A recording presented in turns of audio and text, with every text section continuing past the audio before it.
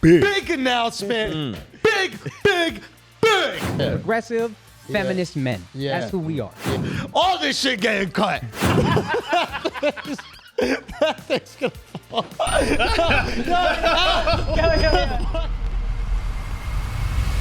What's up, everybody? Welcome to Flagrant 2. I'm going blind. This is a concern of mine. It's been a concern of mine for the last couple weeks. I haven't really spoken about it at all because I thought it would go back to normal. Yeah. I blink. I rub my eyes a lot. It doesn't go back to normal. Yeah. Like, I'm looking at the topics that are on the TV right now. Yeah. Everything there is blurry. Yeah. Really? And you know, the crazy thing is, as I get closer, it doesn't stop being blurry.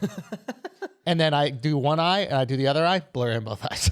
And it's the type of blurry that's really weird. There's like multiple versions of the letters.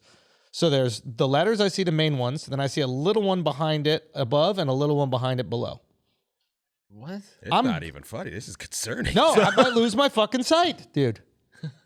I think he just needs glasses. Am I crazy? No. I haven't needed glasses, so I don't know. Gotta go with the LASIK. I got to go with LASIK, but I don't know if point I can is, get LASIK for this. So I haven't had vision issues. You got glasses on right now. Yeah. Is that just you need glasses? That's all I'm thinking. I'm dismissing this No, because this I'm is like, all just for show. Yeah, Al doesn't need glasses. I'm a fraud. How does the one guy on the podcast that doesn't need glasses wear glasses? I'm not losing my vision, bro. no, you just need I'm glasses. not doing it. Give him your glasses right now. Give him your glasses, bro. He needs it. You want to see better? Give me them You want to see better, son? Give me them Yeah, glasses. he needs Give me them them. glasses right now. Let's Holy see. shit. Hold on. Oh, you almost poked yourself in the eye. Hold on. Oh, shit. Oh. Oh, shit. Let's go. I'm not attracted to black women no more. This is crazy. This is crazy. The second I put on these bifocals, black women went to the wayside. They went bye.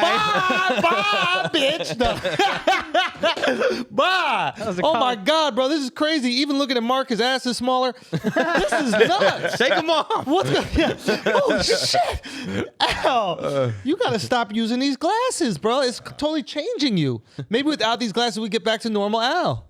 Yeah. What's not 90s Al, I'm just bro. saying, 90s Al who York appreciated Al. the finer 90s things. This is like a Oh, dignified. yeah. This is like a librarian Al. Real I talk. like it. This is without these, you appreciate the ebony, but you put these on and it's ivory all day, Yeah. dog. Yeah, Look good at this. point. Real. This Yo, is crazy. those are like those colorblind Guys, glasses. there's a black guy in the room by the equipment. Is he stealing the equipment? I think he's trying to steal the equipment. Bro, we gotta make that video What with is- Al. Oh God! Oh, it's just Alex. It's just AlexxMedia. We're Al- Bro, you got racist bifocals, dude. That's This is Alex with nuts. 2 X's. That's Alex with 1 X. This is Alex 1X. It's like the colorblind video where you put on the kids. Yeah, but and I start crying because there's minorities in the room. They're taking over. Oh, we got to get those to Miles. Opposite Miles glasses. You put them on, you only see one color. That's white. Exactly. This is really scary, Al. I don't want to do this anymore. I don't put them on want- backwards. Do it I the other don't. way. Oh, okay. Wait, like that? You can't do it like that. That's how the black people would do it, though. Like upside down? Yeah. Like what happens if I put them on upside down? Oh, shit. Guys. Oh, what is it? Looks exactly the I don't know, but like, I don't know why, but I think I'm starting to feel like beating up random Asian people. Am I turning black? Am I turning black? Yeah, you're black now. I'm turning black? You might be We black. good now. with the Asians. You go with the Asians. We good. All You got right, squash all right. Asians about this close to being like, all right, it's just black people beating us up. Can y'all stop? Can y'all? I mean, we was trying to identify with y'all, okay? We understood what it was to be victims, but y'all won't stop beating us up at the fucking bus stop. Sorry about the corner stores. I didn't know you were going to take it that Sorry we personally. followed y'all around. Sorry we followed y'all around. As if we could catch y'all anyway. Y'all get there too fast. I said we got time to set up the store. Wait a minute. Oh, shit. All right. That was scary right You almost there. blacked out. That was fucking terrible. Dude, Whoa. bro. Almost blacked out, bro. That's Dude, bad. honestly, I wouldn't try those on, bro. Yeah. I wouldn't try those on if I were you. Al, you got racist bifocals, man. I mean, I need to. Oh, you know who invented bifocals? Who? Scottish people. Hitler, I think. No, Hitler did invent bifocals. Ben bro. Franklin, I'm pretty sure. Ben Franklin invented bifocals. Might have And been there was racist. also monofocal. I'm all about the Benjamins, baby. You all Let's go.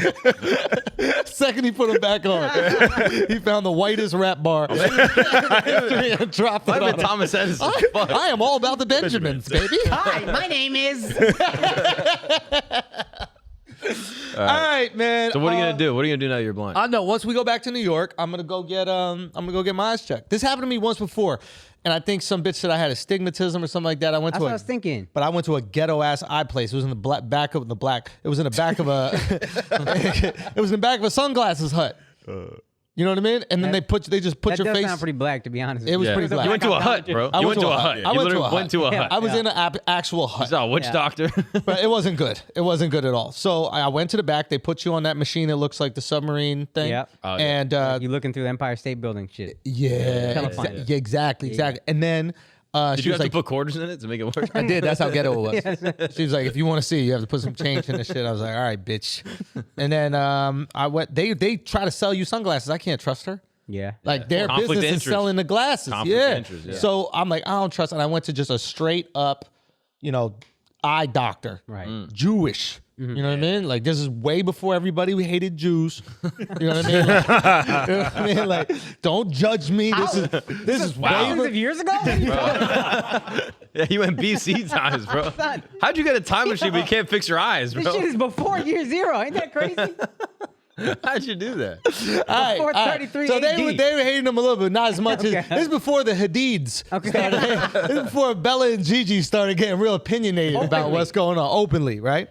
So I went and the dude was like, nah, bro, you're just looking at your phone too much and it's causing your eyes to blur. So you need to not look at your phone that much and start looking at shit far away. That's why you turned that shit sideways, I bet. Damn right. You were like, yo, let me look a little less. Bang. See, there you that go. was good. I bro. got Oh. it. I That got was you, fucking dog. good, Got dog. you, dog. Quick So out there, boy. You think it's the same issue? You think you're looking at your phone too much? I think so. Like, I'll look at, like, how many hours a day I spend on my phone. You know, when Steve, whatever his name, not Steve Jobs, what's the gay guy's name? Tim Cooks. Tim Cook, yeah. What Tim Cook want to tell you how much of a degenerate you are, piece of shit. It's like, I know I'm on my phone, motherfucker. I don't Yeah, need to know the let me exact be, bro. hours. Yeah. And it will be like, you're down 14%. You're only on your phone 8 hours a day. I'm like, holy shit. All right, let me chill with this stuff. So you might see might see me with the old man font coming up. So you're not going to get off your phone? I'm not off my phone. I just got to find a way to look at the phone. I need to get some glasses so I can But look here's at the the phone. thing. Y'all got mad concerned when he said, I think I'm going blind. And I was like, hold on. Let's hear the Andrew actual what's happening. I mean, he needs glasses. I need That's what's glasses. happening. Ain't He needs that glasses. going blind? Yeah, you but- don't need glasses But because you see better. But you guys are all like, oh, I'm concerned. Get glasses. It's not a big deal. Go to Lens Crafters. Nah. It's not a disease if you go to Lens Crafters. You can't go to Lens Crafters, bro. Done. They want to sell you glasses. It's a hustle. You, motherfucker, God wants to sell you glasses. It ain't Lens Crafters, it's God. Yeah, I guess that is a good point. All right, well, fuck it. I don't know. What if this is God? What if this is God? Maybe we've spoken about this on a podcast before, but what if this is God? What do you mean? Like, what You're supposed if? to be blind? Yeah, you're supposed to lose your vision a little bit. You know what I mean? Like, I already think my girl's amazingly beautiful right now. Mm-hmm.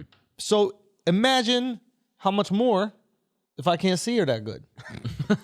Do you know what I mean? Like, you know what I'm saying? Like, if you're already this incredibly beautiful, right? And I start getting fuzzy around the edges, I'm not gonna notice you getting old. It's like God's jumping in before I can see wrinkles or any of that kind of shit. So God's going to take your vision to keep you from getting a divorce. Right. There we go. God's like, oh, you think she's fine now? Ha! Wait up. Keep Yep. your vision and half your money. Got you. Now you got it. I'm rich. Yeah. I'm rich in all aspects of life because of God. God don't want me to see shit too But everyone's clearly. getting LASIK, and what happens? Well, then you gotta get Botox. I told my girl. I was like, if I get these motherfuckers fixed, we all gotta get some shit fixed. I'm gonna get rid of my crow's feet unless your vision goes. What if I get some bifocals that make my girl see me shittier? Oh. What if her vision's too pristine? She's looking at me like, oh, you're aging, you got freckles, all this shit, like the sunspots. You gotta Right, let yeah. your wife's vision go. If you What is love, this, 2020? You gotta let her vision go. We're either both going blind or we're both getting preserved. That's it. Yeah. We have to make a choice. Every relationship, you have to make a choice. Do we get tox? Do we start going under the knife? Do we keep this shit going? Or do we drop that vision to 60-20 and say fucking on the highway? Like, that's really what it's about. Yes or no? You're right. Just get a Tesla though. Get a Tesla, drives for yourself. You're good. That's perfect. You got your eyes fixed? Yeah. You happier or sadder? A little sadder. A little sadder, bro. That's why That's why you I miss can't- it so much. I gotta wear fake glasses. The reason he's into white girls, those were the only ones he could see at night. Oh, that's true. They're glowing, bro. They literally glow. He couldn't see any women. But the whites was like, oh, there's one. Yeah. I can fit. Okay, I got that one. Yeah. And then he goes and gets it. Uh-huh. This is practical. Yeah. I think this is practical. I think this is God intervening, trying to make us happy, trying to, add some, level of consistency to our life as things change, as we, It is interesting. The divorce rate has gone up as vision has gotten better over time. Yep. I bet the first divorce is right after bifocals. Why do you think they only had one focal? Remember The monocle. this one was for your wife, and this one's to everything read. else. That's Exactly. That's why the pirates had the pet, so I gotta look at this bitch ever. Exactly. I'm gonna save this one. I'm gonna save this one for my wife. Yeah. Oh no, I'm gonna save this one for the sea. Whatever the fuck it is. Pirate? What? You talking about pirates Yeah, or Mr. pirates. Monopoly? That's what No, I'm saying. pirates. No, pirates had the patch. They're talking about monocle. No, first monocles, then- but then also pirates. You out in the Keep up, sea. Mark. Come on, we son. talking about a lot of one-eyed motherfuckers out here. My fault. Cyclops is gay. You know what I mean? Like, those motherfuckers love dicks. They really did. Imagine how easy it is to take out a Cyclops. You just poke that big motherfucker in the eye and then run away. There's nothing he could do, I dog. always thought that. Nothing he could do. Yeah. Throw some sand in his eye.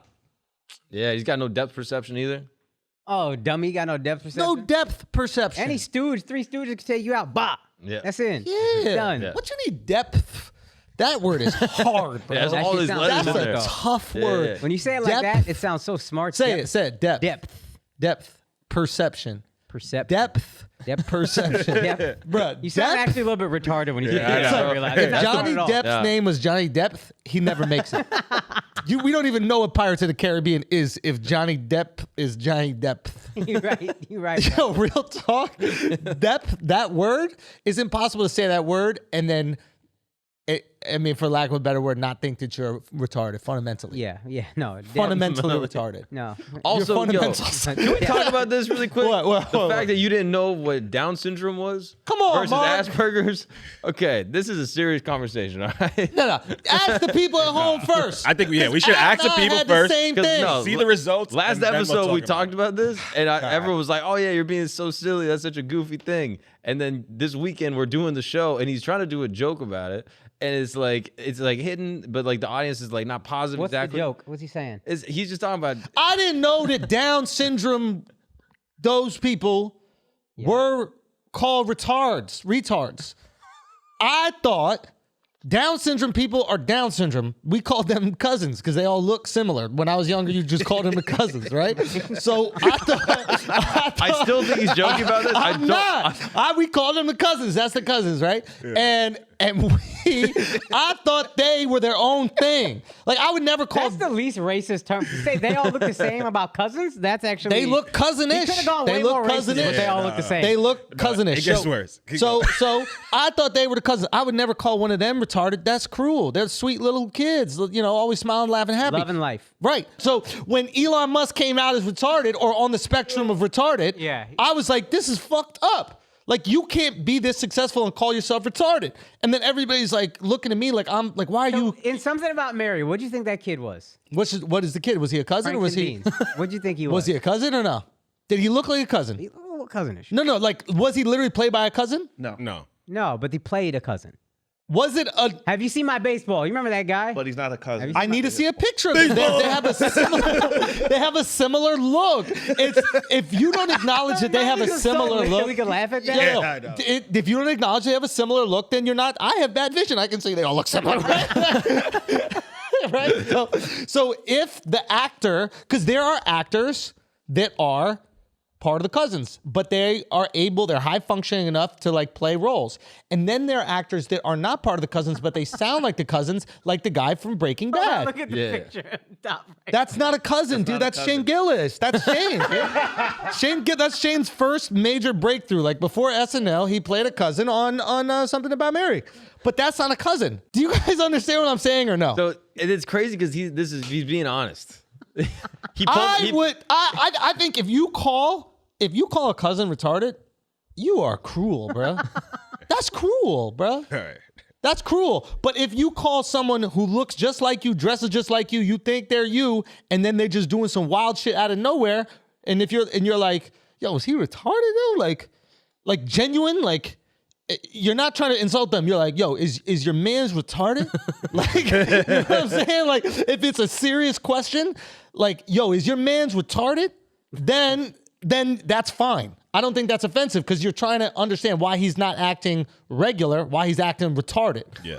And maybe the answer is he's fucking retarded. I just right? don't. I don't even Yes get or why no? Mark's laughing. Yo. Like this all makes sense. Yes. I'm so confused. You ain't have a short bus in school. Well, we did, but they were my thought that you friends. were I had friends on that bus.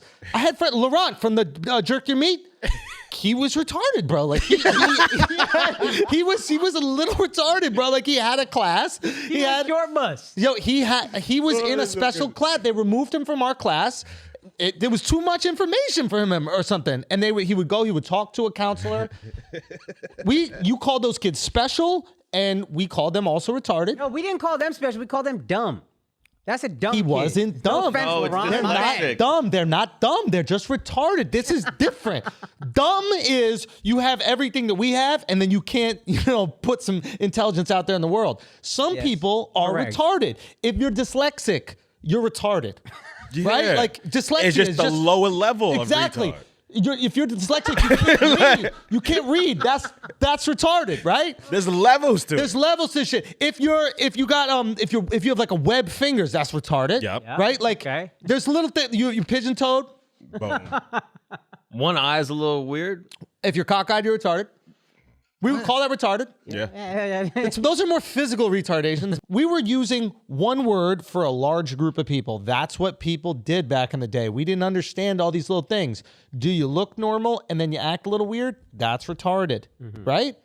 That's just what it is, bro. Yeah. We had a Russian kid that didn't put on deodorant. We thought he was retarded for 3 months. Mark. We thought he was retarded for 3 months. This kid Henry, we didn't know. He didn't speak English and he didn't wear deodorant. So we're like, okay, he's fucking retarded. And then he learned English, and then we told him to put on deodorant, and he was the smartest, most normal kid. He ended up working for a bank. We thought he was a retard You for 3 cannot be months. retarded. You can work your way out of retarded. Retard is just a word that we used when we didn't understand you. Is that fair? Yeah. Is that fair to It's just a say? foreigner. That's accurate. Son, that's just what people Is did this back actually in how the it was day. in school? All New Yorkers Huh? would agree with you. This is actually how it was in school? I'm actually underplaying it a little bit. New It would York be a public little bit school? more. Yeah, It would be a I little see bit more. that. We went to public school, bro. They throw 1,200 kids in fucking 2 grades. that's a lot. You just got to make sense to the Like world. there was bro. more retards than normals in the Yeah, class. yeah. Like, Son, New there York was City so public many that school is slipped by. 90% retards, actually, now that I think about it.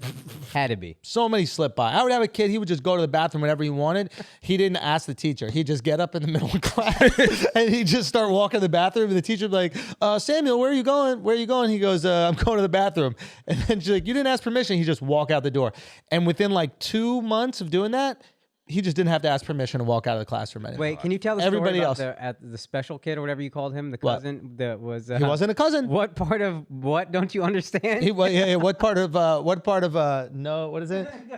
What part of no? Sorry. I- You told it on Patreon once. but tell it on a Fuck, what clip. was it? What part of no talking? Oh, no. What part of be quiet do you Oh yeah, we had a kid that was not a cousin. Okay, now I understand that as being on the spectrum. In the moment, I didn't understand that. Okay. But now I understand as being on the spectrum. He was definitely on the He was spectrum. an autist. He was an autist, yeah. So he would have his different things. He couldn't go outside. He could, if it was dark, he couldn't do it. He'd freak out in the dark.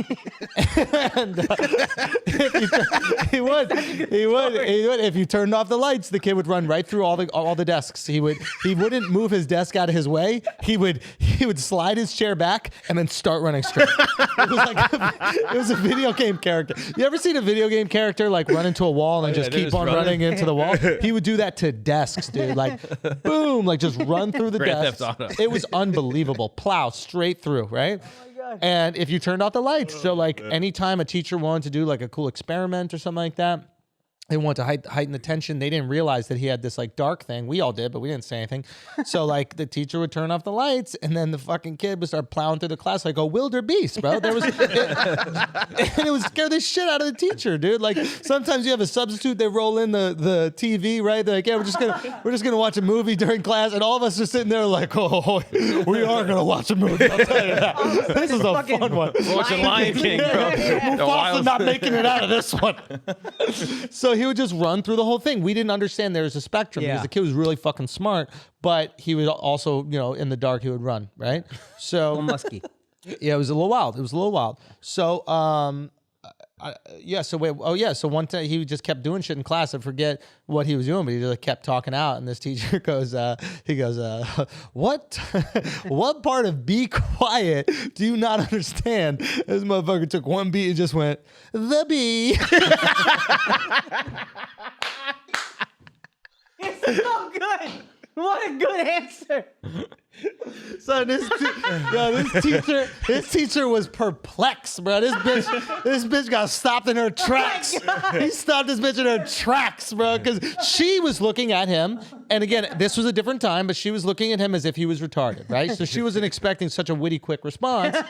And then obviously now we understand that he wasn't retarded. You know, he just had his little things. Yeah. So boom, hits her back with that, and then she just could say nothing. She just sat there. She was fucking silent. She would be quiet, you. That's all what he should have said. Be quiet, you. Yeah, she understood the B real quick. She understood the fuck out of that B. Oh, it's such a good answer, dude. So that's what I'm saying. Like people, they don't have any understanding for us. What we went through is like we were in school.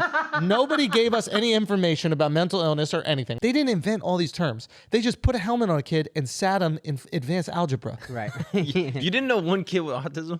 I knew many now that I think of it. But I didn't know that they had nobody autism. told At the us what it time, was. how old were you thought they when you were heard cousins. when you heard What? the word autism? How No, old were you? autism isn't cousins.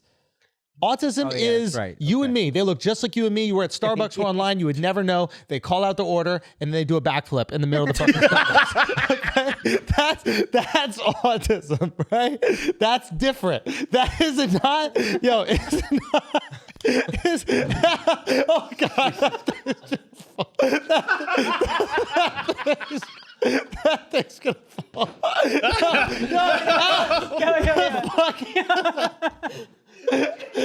Yo, hold on. God, dog. Oh, shit. Listen. Good? You got to pull your side out a little bit more, Akaash, and then lean it back. Good, yeah. Now lean it back. So Yeah. did you not understand why people were trying to take the word retard out of vocabulary? If now that I know that they were calling the cousins retards, I'm like, Jesus, what's wrong with people? All right, guys, we're gonna take a break for a second because some of y'all are stressed and you don't need to be. We have solutions for that, okay? Some of y'all just like to smoke with the homies and you can't because you might get too fucking high. Your next day is ruined. I'll be honest. Me, I smoke weed. I have a hangover the next day. It's an emotional hangover. It's worse than that physical one I get from drinking. So I got to be chill on my weed, but I love the social element of smoking. And the reason that I love it is because I love hanging with the homies and I love the focus on breath. And I like chilling the fuck out, which is what smoking does for me. So you know what I do? I use CBD, okay? I smoke these CBD joints, and I'm only doing it with the best company on the planet, and that's Cushy Dreams. This is very simple, okay? They make the flower, the smokable CBD. This is what they focus on. This is what they love. This is what they do absolutely amazingly. You can get the pre-rolls. You can get the flower just in the can itself. Dove, you could pass me that one right there. I'm telling you, these guys are not playing around. It's high. It's premium. This is the good shit. I mean, this is not a game. This is the good shit. I'm gonna bust this one open so you guys could see. But this is look at that. Oh my God. This is fantastic. This is the good shit right here. Look at this. Look at this nug. Oh my goodness. Look at that right. That might be real weed. That might be real weed. They might have mixed some real weed in there by accident on purpose. They might have mixed some real weed in there by accident on purpose. My point is, Cushy Dreams has got your back. And if you want to just smoke some CBD, man, if you want to be with the homies just sitting around chilling, smoking, you're going to do it CBD if you got something to do the next day or even later that day. Maybe you got kids. Maybe you got to take care of your kids afterwards. Maybe you got to go to work. Maybe you got to do a show. Maybe I smoke before the show because I can't be too high when I'm on stage and I can't deliver. Okay? Point is, Cushy Dreams has got your back. Okay? The taste is absolutely amazing. The smoke is absolutely amazing. Contains under 0.3% of THC, so it is legally and federally, I believe, okay and good to go, even though some of that shit looks like actual weed. So this is what you're going to do, okay?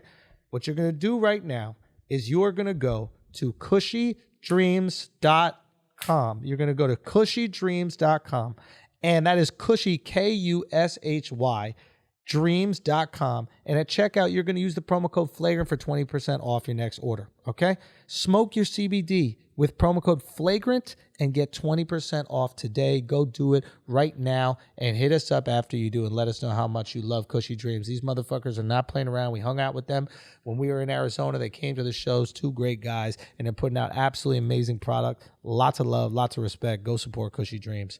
Now let's get back to it. We're 30 minutes in. I was supposed to announce this right off the jump. Big announcement, okay? Big tour. We won. We beat COVID, okay? We beat COVID.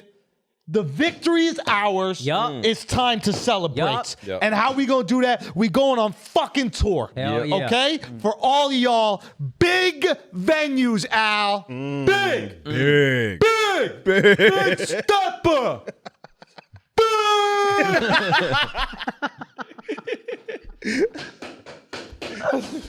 Big. Turn the lights off so I can run through the fucking camera, Al. It's big. We're going big. Big tour, the infamous tour, coming through mad cities. Tickets go on sale Friday, 10 a.m., okay? I'm looking right at you. Friday, 10 a.m. Eastern Standard Time. Get these fucking tickets. Don't let these scalpers beat you and then hit you over the head for fucking hundreds and thousands of fucking dollars, okay? I see what this happens. Go immediately, theandrewschulz.com. Get those fucking tickets Friday, 10 a.m. Eastern Standard Time. All the cities that we're going to, I'm going to tell you real quick. Obviously, we still got some shows left as we prepare for the tour, but August 13th, Dallas, Texas, baby. The 14th, Houston, Texas. The 18th, Tucson, Arizona. The 20th and 21st, Los Angeles, California. This is big news. I was going to film my special there in Los Angeles, California. 2 pieces of news right here. Some good news, some bad news. Some bad news, I'm not filming the special in Los Angeles, California because I can't trust your fucking government to keep places open. I can't trust them to not do masks. I can't trust them to not limit occupancy. I cannot trust that they're going to actually be open. If we don't book a venue now, then we won't be able to film this special until the next year, and it's going to be too crazy. So we had to move the special out of California because of your fucked all of a governor, Gavin Newsom. Blame it on him. I'm very upset. But the good news is that's more seats for our shows there. We're still coming, baby. We're still coming to do it. So more seats available. Those are sold out. Now we're adding more seats. Go get those as well. Oklahoma City, Detroit, Michigan, Milwaukee, San Diego, Austin. That's where we're filming the special. Louisville, Kentucky, Cincinnati, Philadelphia, Indianapolis, Washington, D.C., Madison, Chicago, Minneapolis, Fargo, and Boston for New Year's. Go there. Go get the tickets right now. The Austin shows, we're going to film the special there. That's going to be fucking wild. So pull up to that. God bless you. We love you. We appreciate you. And go get those tickets right now. Okay? Big tour, the infamous tour. We out here, baby. Okay, Schultzy, Mark Gagnon. I think Akaash gonna pull up to some dates. We're gonna have some extra. We're gonna have some special guests. We'll talk to you about. AlexxMedia gonna be there. The Truffle, we gonna get him.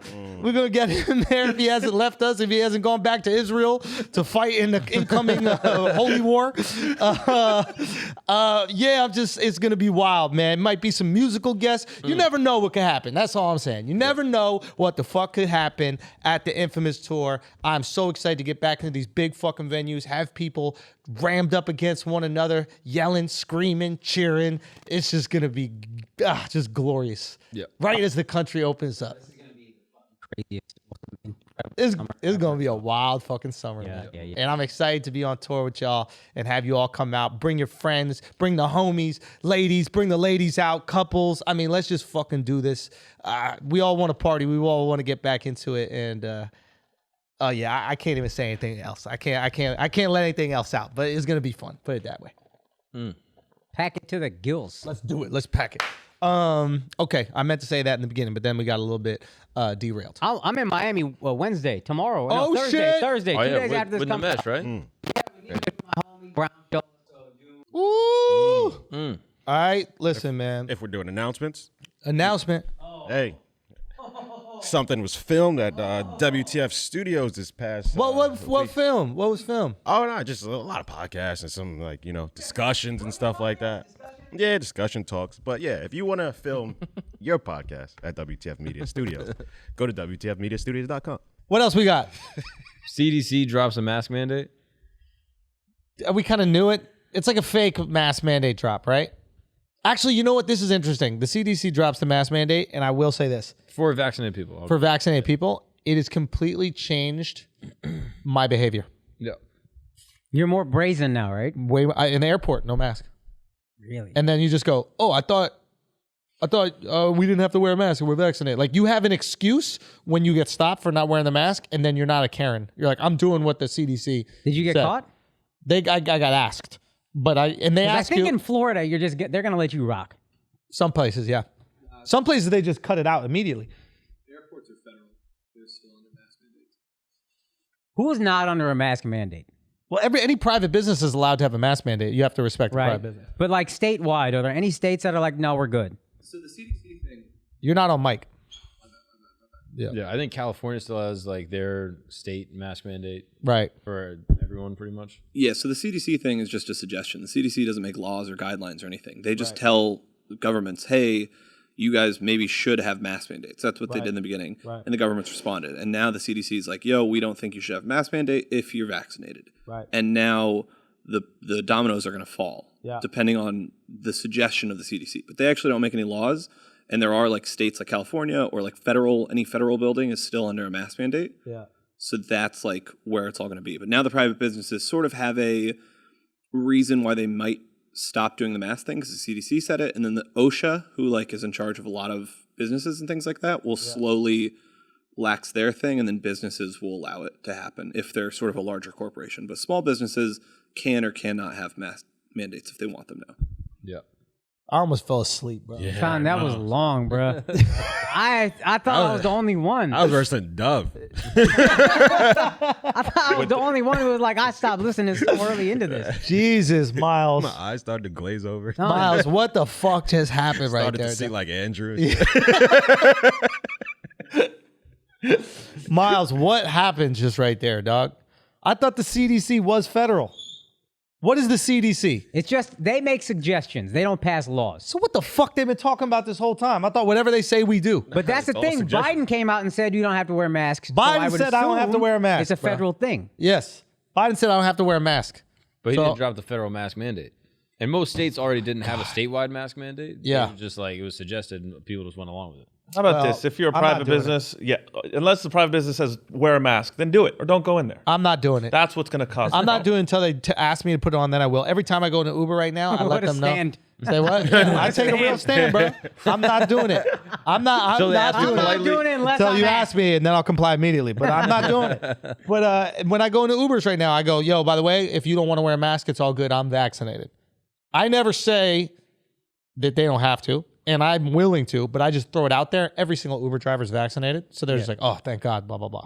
So this shit is about to be over. Dude, once you got the vaccine, the mask starts seeming so like fucking It's so restrictive. stupid. I just hate it after that. It's so stupid. It's just It's like a stupid. muzzle. It's like, yeah, get this shit off of me, bro. Yeah, dude. It's stupid. You guys aren't vaxxed yet. You're not vaxxed yet, Al? No.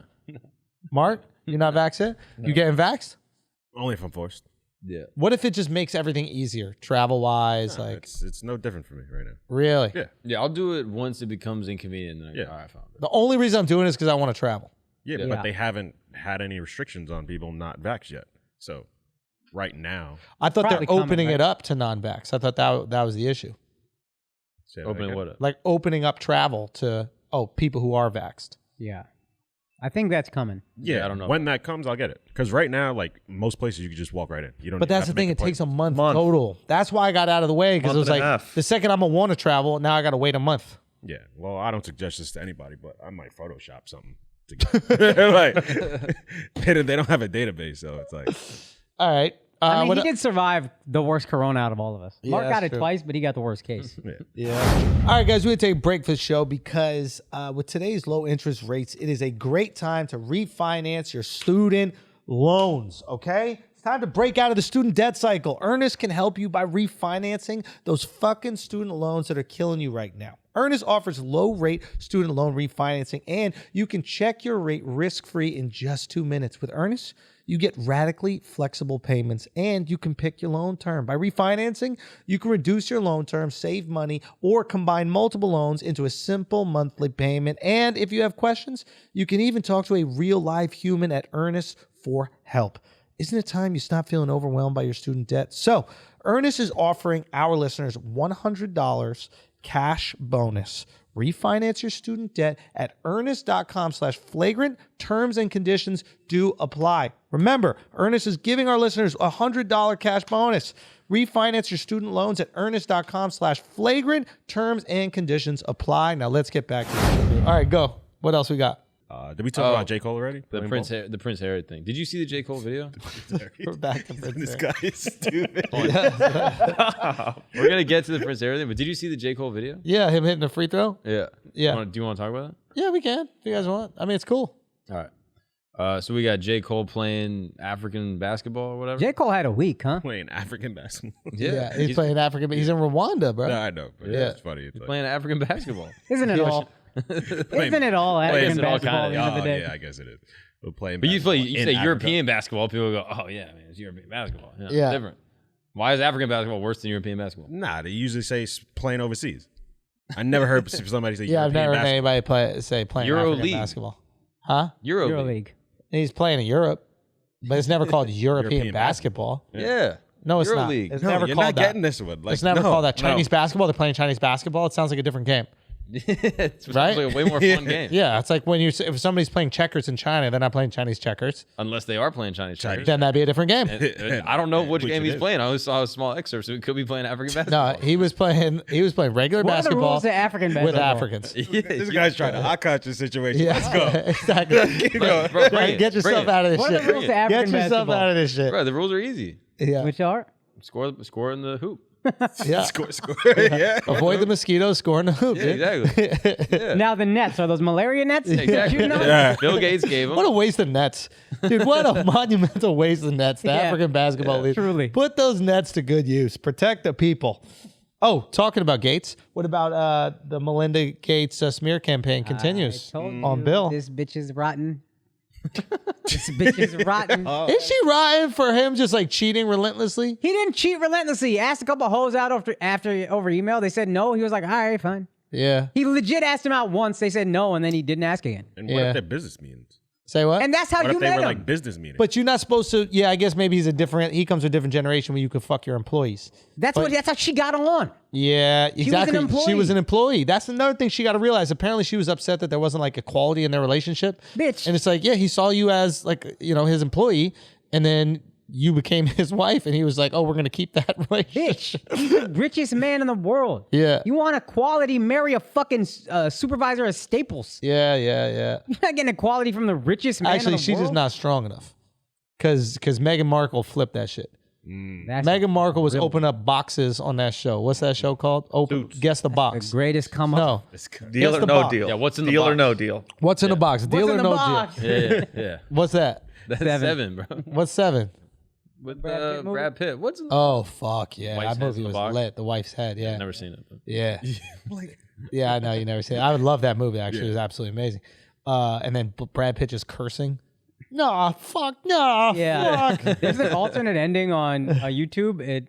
That whole scene plays out, and then he goes, "What's in the box?" And Morgan Freeman looks at the box and looks up, and then you just hear the Curb Your Enthusiasm credits, and it's so fucking funny. That's great. But yeah, that's what she did. She used to open boxes. Yeah. Right? Like people would say like 250 and maybe they guessed her box Yeah. and then she would open her box and that was her job. That's the greatest come I up didn't know ever. she Yeah. worked on that. Yeah, that was her job. And then she married the Prince of England, Yeah. right? Well, she became a fake lawyer. Oh yeah. Then she became the fake lawyer and She got then- married, got divorced. She got married to another person? She was married To before. whom? Manager named Trevor Engelson. Do you know him? Because Yes, my I do. old manager was cool with him, and then that's just such a funny flip that they were divorced, and he was like out there getting it, thinking he's just fucking living his best life, and then she married fucking royalty. Yep, but he also traded up. Oh, what'd he get? He got some super rich woman. Really? So they Say both the- did it. Say the name. Say the name. Come Yeah, drop it. You can't drop it? All right, I fine. don't like him. I don't know. What's your guys' feeling on Megan? I feel about her exactly how I feel about the manager guy. Which is? They traded up. They traded up. That's what they did. They traded up, dude. on. She's boss. Like, I don't know. I'm like, she's just unlikable as a person, but she's right about everything she says. okay. Explain. Just like the royal family sucks. Yep. Yeah. It just I agree with sucks. that. It's like useless, does nothing. It's stupid. How unlikable is she? Yeah, you're the only person I know who doesn't like it. Oh, have She's you a guys little- heard her no, talk? She's a little unlikable. She's Yeah. unlikable. I Comes across a little phony. I mean, like, Uh, yeah, it's like, Fraudulente. Yeah, I can see that. yeah. I mean, you don't think so? Like, I don't know. She's just kind of like too cute where it's like I don't really listen to it. yeah, that's how you know she's really unlikable. Like, she's hot Yeah. and she's still unlikable. Usually, if you're hot, it's like, okay, I can put up with all this. But even that, and then she's just kind of like annoying. But she's right about everything. Like, it's rare that you agree with somebody and you're annoyed by them. But yeah, she's right. The family sucks, dude. Like, existing within that family, it sucks. Everybody in that family looks absolutely miserable. They're just parakeets, dude. That's all they are. They're just human parakeets. They're just inside the cage, and they must stay in the cage and act accordingly. Isn't it funny that as soon as he got to a country where you're allowed to say what you want, he was like, just this started? is bonkers. Yeah, Put this shit to an end. he did. It's so Yo, true. This is the first time. Yeah, that's the problem, actually. Is it's too much freedom of speech all of a sudden. Yeah, He just hopped from everything is controlled to say whatever you want, and he's Yeah. like, yo, this is wild. he didn't know what to I'm do. not ready for this. He jumped in the deep end. Yeah. But it Yeah. completely makes sense from his perspective. Like, he's royalty. Yeah. And the idea of your citizens being able to say whatever they want about you You're like, threatens your position of power. From yeah, his perspective, it's like, this is crazy. Like, I've Yeah. lived my whole life in this ivory tower, and people talk shit about me, and it sucks, and they spread lies, and they ruin my life, and it's the worst. But he's never been the regular person who benefited from freedom of speech. Freedom of Right. speech doesn't really benefit the elite. people in power. Yeah, it benefits the average person. Yeah, Oh, I don't know if we it's set used this to up. empower the average person. Yeah. Did we set up this topic because we tried it 6 times that on Dak Shepard's podcast, Prince Harry said the First Amendment is bonkers. Yeah, Those are his exact words. So that's what we're referring to right now. I don't understand like why. And this fucking enrages me, but like I don't understand why he has an opinion about America. Like you just got Because he's here. allowed to, because he's in America. That's there's too much freedom for him. He shouldn't have freedom of speech. That's bonkers. That's bonkers that you come to our house and then you walk around with your fucking shoes on and do whatever the hell you want and start telling me what my glassware looks like and what the fucking paintings on the wall are, and you start criticizing what's going on there. I understand that's our culture and everybody's allowed to do it, but it fucking annoys me. And if you have such a big problem with it, start there. You start with you, shut your mouth, and then you just let us do our fucking thing. Because you seem to have no problem with freedom of speech when it's opinions about America, right? When it comes to opinions about America, yap, yap, yap, yap, yap, yap, yap. You did get Shut to your mouth. do an entire interview with Oprah where you had freedom of speech away from your family and talk about how they're all trapped and how you feel sorry they're for them. racist. And how your dad said racist shit to you. You got to say all that. That And was now all freedom of a sudden- speech. that interview, little bonkers. That was bonkers. Little bonkers. Yo, check your shit, bro. Did anybody else watch that and be like, yo, this shit is bonkers? It was a little bonkers. That shit's a little bonkers Check that's your happening. fucking shit. Watch your mouth. That's how I feel about him. Watch your mouth. Like, you fled your country, you bitch. You pussy. You were too pussy to stay in your... The newspapers are mean to me. Grandma, control the papers. Control the papers, Grandma. Even though they all have their Christmas party. You know they all have their Christmas party at Buckingham Palace, right? All them newspapers? Yep. Oh, so we homies. Yep. Oh, we homies. But then the newspapers say whatever the fuck you want. Get the fuck out of here, bro. You got the internet. You get shit said about you all the fucking time. Nobody reads a newspaper. Who reads a fucking newspaper anymore? You crying about the newspaper. Nobody reads the newspaper You know anymore. the newspapers are online too, right? They don't say nothing. Then maybe Charlie D'Amelio does a TikTok about you, then you gotta have a real fucking problem. You know what I'm saying? Let's talk about the real places. You want the smoke, dog. He wants the smoke. He's coming here, you're gonna get the smoke. You pussy, bro. You fled your fucking country because you couldn't hang. You couldn't hang. You went to Santa Barbara for the good life, where no one gives a fuck about you. These motherfuckers go out to dinner in Santa Barbara and they shut down the whole restaurant. Like they ain't people there way more rich than their broke asses. They're rich people in Santa Barbara go to the restaurant, they pull up and they're like, oh, I'm sorry, it's closed for Megan and the redhead. And then they're like, what? The what? The prince is not even going to be king? Do you know, like that's the type of arrogance that bothers people. The prince is not even gonna be king. Not even gonna be a prince. Not even gonna be prince. The motherfucker ain't even a prince no more, dog. Yeah. All right. Do you know what I'm saying? Now, would you have him on the pot? In a second. I haven't probably say, but I tell him to his face he's pussy. You're pussy, bro. You ran. If you stayed there and you just like, nah, we're not part of the family anymore, but we're living it up in London. We're gonna have a dope ass pad. Me and my black ass wife are gonna walk around. I don't give a fuck what y'all gotta say about it. Fuck you to the family. Everybody suck my dick. Like if they just went NWA about it, like that'd be fire. Or I'd be just like, come here I and love don't that. immediately complain. Or yeah, come here and say thank you, sir. You address on every American you see, you address us as royalty, sir, and bow your head. Bow your fucking head when you talk to us. You come in, you're a refugee, bro. You're a refugee. We saved you off a boat. Okay, you were floating here on a fucking boat for your life because you couldn't handle mean paper. The papers are mean to me, and now you're gonna talk some shit. Isn't that interesting, bro? The papers are talking shit. You couldn't handle it, and the second you get here, what are you doing? Talking shit. Talking that shit. Talking that shit from a distance. The papers Twitter there fingers. had freedom of press. That went wild on you. Now you got freedom of speech as your own man. Yeah. Talk back. Talk back. You're right about your family. Your family's trash. Your wife is right about your family, but you're still pussy. And I'll be honest, yo, I know Megan was like, I'm feeling suicidal, all this kind of shit like that.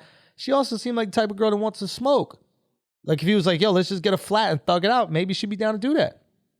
Yeah, I bet she roll. I'm just saying. Megan, your husband's pussy. That's all I gotta say about that. He's not. I hope you see him in person one day too. We gonna talk in person. We gonna have a conversation in person. He gonna bow his head, kiss the ring. He's gonna bow his head into Andrew and say, "Thank you for your apology." Yeah, I know, right? To do that. Exactly. I might invite him on a podcast. He lives right by your wedding venue. He's invited. He's invited. We'll have him at the wedding. To He your can cater royal that wedding. shit. Real talk. Get a job here if you want a real job. Like if you hate the royal family, stop living off it. Because he's like, oh, we don't accept their money anymore, but you still making money as Prince Harry. Get a job at Trader Joe's, bro. Be American. Be American. You want to be American? Get a regular fucking American job. Stop being the prince that's no longer the prince.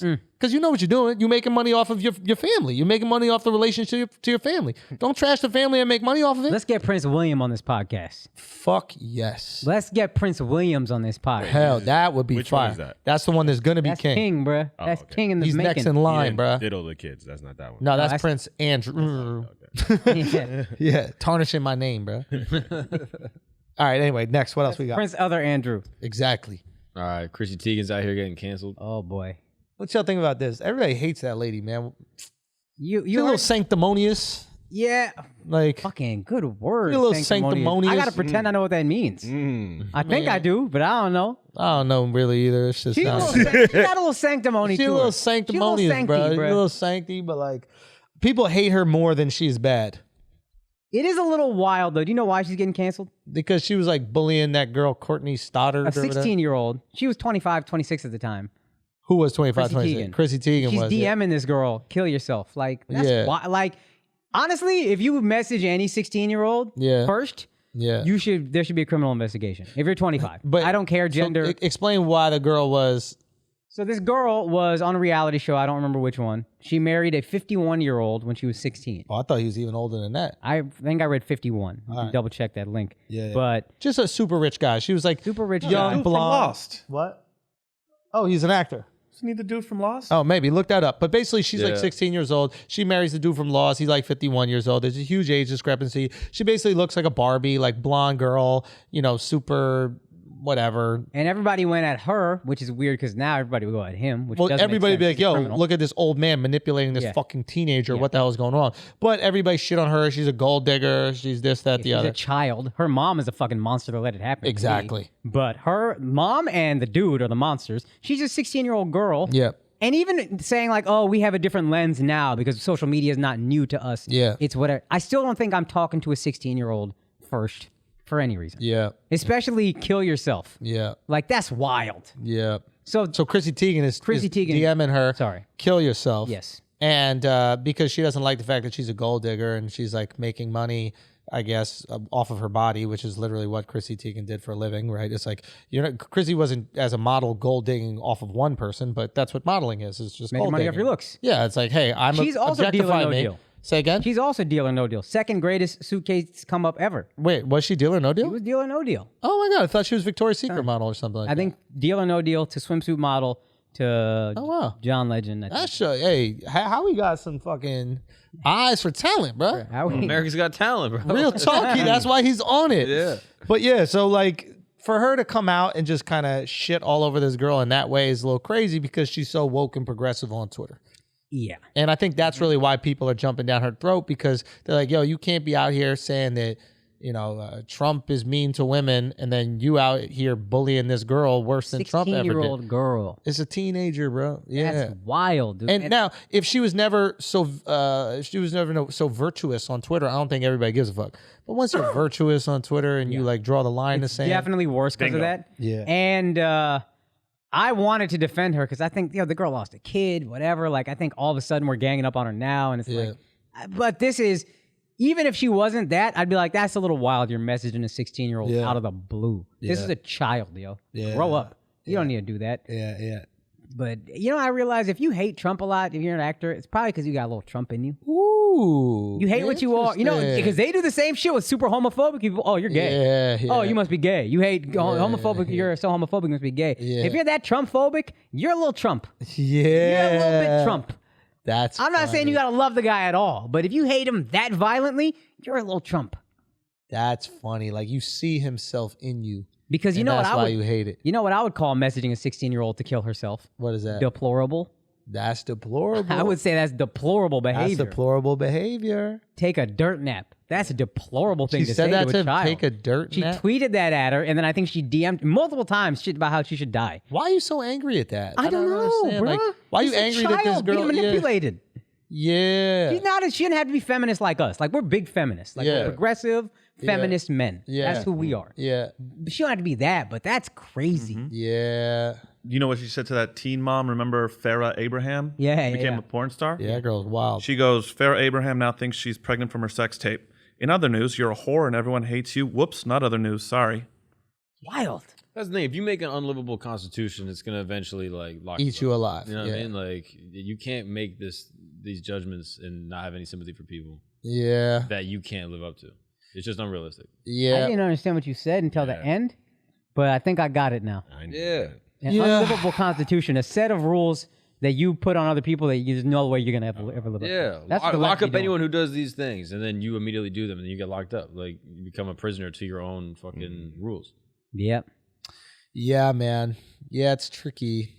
It's tricky. I wonder if she has that constitution, or maybe people put that on her. What if she's just a wild girl? She's like, I just go all feelings, no facts in this shit. And sometimes people agree with me and they try to position that as my identity. But the reality is I'm a wild girl and I shit on 16-year-olds for gold digging as well. I think she mixes being a wild girl with being a little sanctimonious. Because that's how I always kind of knew her on Twitter, as kind of like virtuous. But maybe I came in later. I think she'd be having some funny clapbacks. I think she says funny things on Twitter. Right. But again, there is a streak of like righteousness to it all. Yeah. Not to all of it, but in pockets, it's very like, oh, I can't believe somebody would say such a thing and blah, blah, blah. Yeah. And this is awful and reprehensible. And yeah, that's the thing with righteousness, is that like your righteousness makes a lot of people feel like shit sometimes. And if you make me feel like shit, then I can't wait for your downfall. So it's like, if righteousness is tied, I think that's the beauty of like like being religious, especially Christian, is that like you get to be righteous, but also say that you're a failure. yeah. In your righteousness. Like it's baked into the religion. It's like, yo, I'm a fuck up. Just let you know, I'm trying to do this shit, but I'm a fuck up. Yeah. And it's probably because there was an earlier iteration of the religion where it's like, I'm perfect. And people are like, see? No, you're not. Yeah. So then they upgraded. And then when it happened, we're like, no, I'm a fuck up. And like, oh yeah, that's right. We're all fuck ups. It's Like there used to be, sorry, this is kind of not as related, but you brought up like the way people used to talk. I remember this old saying, to err is human, which it's not from the Bible, but it's like an old saying. Sure. I feel like I stopped hearing that. I used to hear that all the time. To err is human and blah, blah, blah. Then something is divine. Forgiveness is divine, whatever. Yeah. You don't hear that anymore ever. Yeah. Now to err, you're a piece of shit. You shouldn't ever exist. Yeah. Fuck you, you're canceled. Yeah. And I think people are enjoying seeing Chrissy Teigen get canceled because it seems like something she would be okay with if it happened to other people. But overall, it's wild to cancel people. But fuck, man, messaging a 16-year-old is just nuts to me. That shit is just nuts. I'm sure I said some wild shit in my day, but I can't imagine messaging a 16-year-old first. Yeah. Like, I'm going to go to her profile and click message? Yeah. What'd she do? Just married the dude? I think so.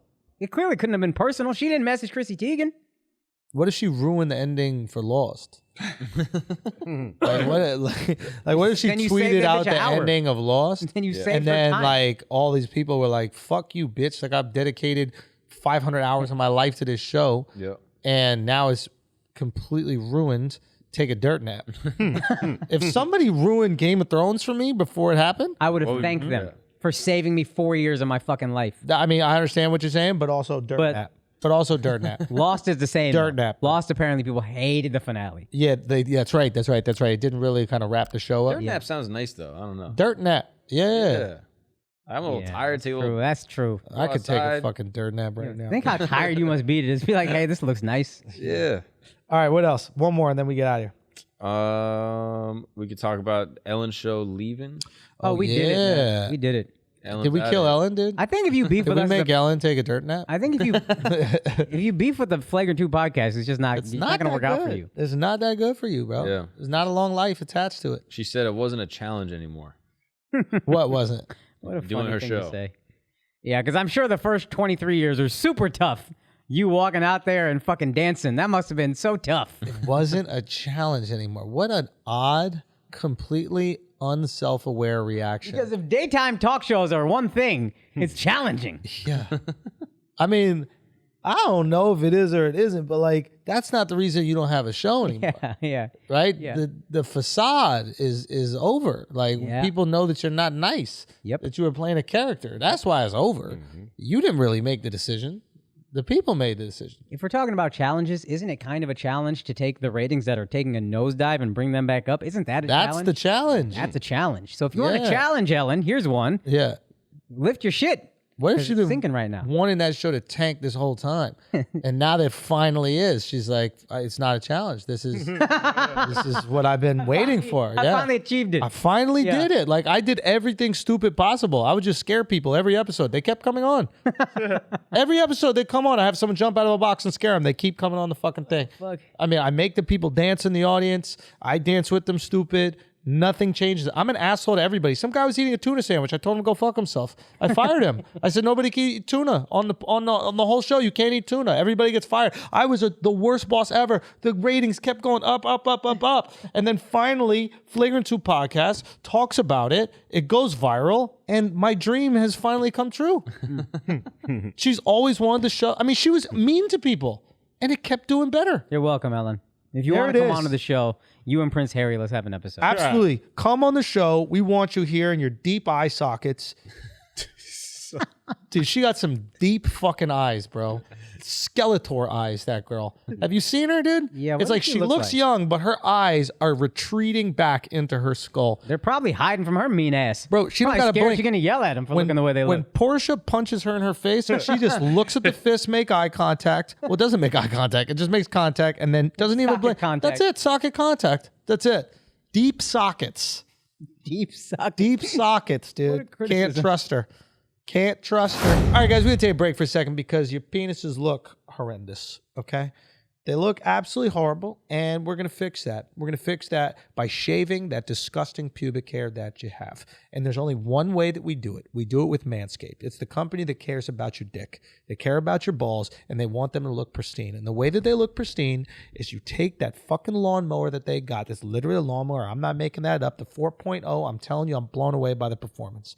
You're going to put it on your balls and you're going to shave. And it's going to reduce the time it takes you to shave your balls by 25 minutes minimum. If you got hairy balls like I do, you're in there trimming, you're cutting, you're using 4 different fucking things to get your dick suckable. And they will get your dick suckable way faster. Okay? I'm telling you, you're in there for a few minutes, trim, snip, snap, snoop, and you are dropping your dick in a lovely girl or guy's mouth. Okay? That is the beauty of Manscaped, is they get your dick into mouths faster. And the way that they do that is by using their amazing products. They have incredible lotions, oils, the whole thing. The new wireless charging system is absolutely amazing as well. Use these electromagnetic induction things that basically help the battery length last longer. I'm not a scientist, okay? I just know what clean, beautiful dicks look like. And I have that because I'm with Manscaped. So this is what you're going to do, okay? You want a clean, beautiful dick that's going to end up in a mouth? You want to get 20% off in the process and free worldwide shipping? You go to manscaped.com/flagrant. Manscaped.com/flagrant. Your dick enters a mouth quicker. Simple as that. Right now, if you want your dick in a mouth quicker, you go to manscaped.com/flagrant. That is a fact of life. A 100% fact. Your dick will land in a mouth faster if you go to manscaped.com/flagrant. And you will get 20% off in the process. Manscaped.com/flagrant for 20% off. Get your dick in the mouth. Let's get back to the shit. Obviously, look, we got to talk about Israel-Palestine. We've been talking about every single topic that exists. Excuse me. For the last however many years we've been doing this podcast. For us to ignore it, I think that it would just piss people off, disrespect our fans because we speak openly and candidly about things. First thing that we're going to do right now is not act like we know what the fuck is going on, the history of this. Yeah, like to really truly I started diving deep into this a little bit. I was talking to FA, who's just really knowledgeable in this. And I know you're like, oh, he's going to be biased because he's Muslim, but he's like Turkish Muslim. Like he don't fuck with Arabs. You know, and they don't fuck with them. They really don't. So they're like, but he's been breaking down. Obviously, I've been talking to Dove. Dove is definitely biased towards the, Israeli side. It's just, the point is anybody speaking right now, including the Hadids, and the Hadids are Palestinian. I'm sure that's why it's so important to them. But everybody's going to have a biased take on it. And depending on how you feel about the instance is really where you start the historical record. Right? So if you are, Israeli or Jewish, you sympathize with the Israeli side, you're going to start it wherever it makes sense for them. And if you're Palestinian, you're going to start it wherever it makes sense for them. And then everything after that is, well, they did this, so we got them back, etc. This thing literally goes back thousands. Thousands of years if you want to do that. But like within modern history, you're going back hundreds of fucking years. Okay? And obviously you can trace it all back to fucking Britain because they caused all the world's problems that we're still dealing with today. Yeah, so this goes back so fucking far. I don't even know if we should go through any historical record. Is that interesting to anybody to go through some of the history? Some of it maybe. Yeah, hit the points. Do you want to? Cliff's notes, baby. Okay, I'll give you Cliff's notes. You guys, if it gets boring, you tell me and then just shut it down. Okay, this is Cliff's notes. Done. Okay, post World War II. There's a UN doctrine to create an independent Jewish state. You can obviously go before this. Like if you really want to go to the idea of Zionism, who is it? Like Herzl, I think started. Ironically, an Austrian guy. Austrians, created a lot of conflict for the Jewish people. right? Like, okay, so the U.S. UN doctrine to create an independent Jewish state.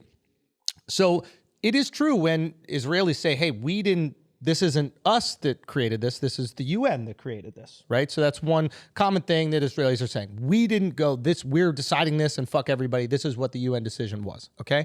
In that doctrine, it also says that they are to create an independent Arab state as well. Currently, that hasn't exactly happened, right? There isn't an independent place that is Palestine, but that was also in the doctrine. Now, the reason Palestine exists, like I said, Britain wanted to create a pipeline from northern Iraq to Haifa. So May 1st, 1948, Palestinians start fleeing the area that at the time was Palestine because of tension with the Jews that are living and then moving in there. Now, May 15th, 1948, the British mandate over Palestine ends. So remember that British mandate says, hey, we want to make sure we have that thing for the pipeline. So May 15th, that's going to end, right? So May 15th, Jordan, Egypt, Iraq.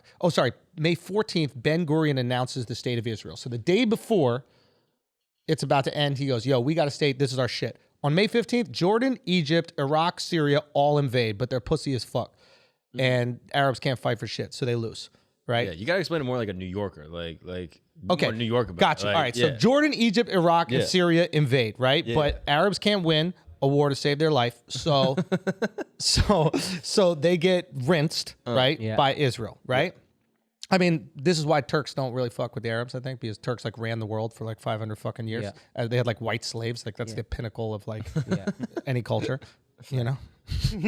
Like England had white slaves, bro. We were their slaves. Yeah, Okay. So the 5 countries basically, they couldn't, I mean, they just couldn't take them out at all. Israel grows after the war and then takes over half of Jerusalem. So they expand their territory after the war. They win this war. They go, yo, we're taking more. We're going to take half of Jerusalem. Okay. So the new border is announced, right? I believe in 48, that's the green line, the current map that we have right now, right? After 48. Basically what happens is this. The new border's announced. Israel takes half of Jerusalem. Egypt takes Gaza. You guys are familiar with, obviously, Gaza. Jordan takes the other half of Jerusalem, which is East Jerusalem and the West Bank. And this is what's called the Green Line. And this is the current mapping of that area that we see now. And it was drawn up that way because they lost a war. They tried to invade and lost, essentially. Essentially, yeah. So after losing it, they're like, yo, we're going to gobble up some more of this shit, which I believe at the time that's how things worked, right? Yeah. As you go on through history, there's like international law that states just because you lose a war, you can't just annex land. But as we've seen recently, there are countries that have annexed parts of it. Not only Israel, but you see what Russia did with the Ukraine. They annexed that part. What Azerbaijan was doing to Armenia. I think what Turkey did to like North Cyprus. So this is common but illegal in terms of international law. But what the fuck is international law? Like, is the UN going to walk in and go, hey, you can't do that? Right. We didn't really do that when Russia took part of Ukraine, right? We're just But could you say that if the UN is responsible for creating Israel, the whole creation, they could also step in and be like, yo, we gave it to you, but don't do this. Yes. And then that's where shit gets money, because when people invade you, the UN's not going, hey, don't do that. Yeah. Or coming in with forces.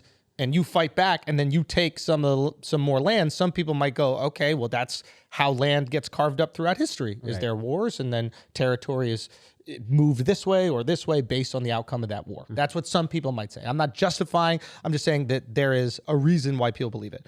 Okay. So 1948, this is after what happened after that war. So 1948 to 1967, Jews get kicked out of a lot of Arab countries, right? Not Morocco, weirdly, but many did leave. Right? Many did leave. Many did leave. So now you have a lot of Jews that are from throughout the world, especially in the Middle Eastern region, that are pouring into Israel. So the number's rising. Right? 1967, there's a 6-day war. Okay? Arabs try to run it back. Egypt, Jordan, they're about to invade. They literally have like the forces lined up. Israel launches preemptive strike on Egypt. Jordan, Syria, and Iraq respond. They all get their fucking fannies rinsed once again, dude. Like just fucking bodied this time. Right?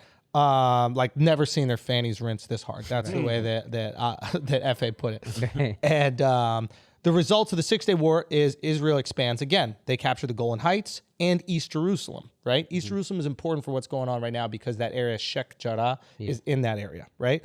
They captured West Bank, Gaza, the Sinai Peninsula, and they just straight bodied them. There was one more war, the Yom Kippur War, which is like super tragic, right? A lot of dead bodies on both sides. It was like one of those experiences where like Israel won, but both sides were like, we can't have this much fucking bloodshed. Like too many people are dying.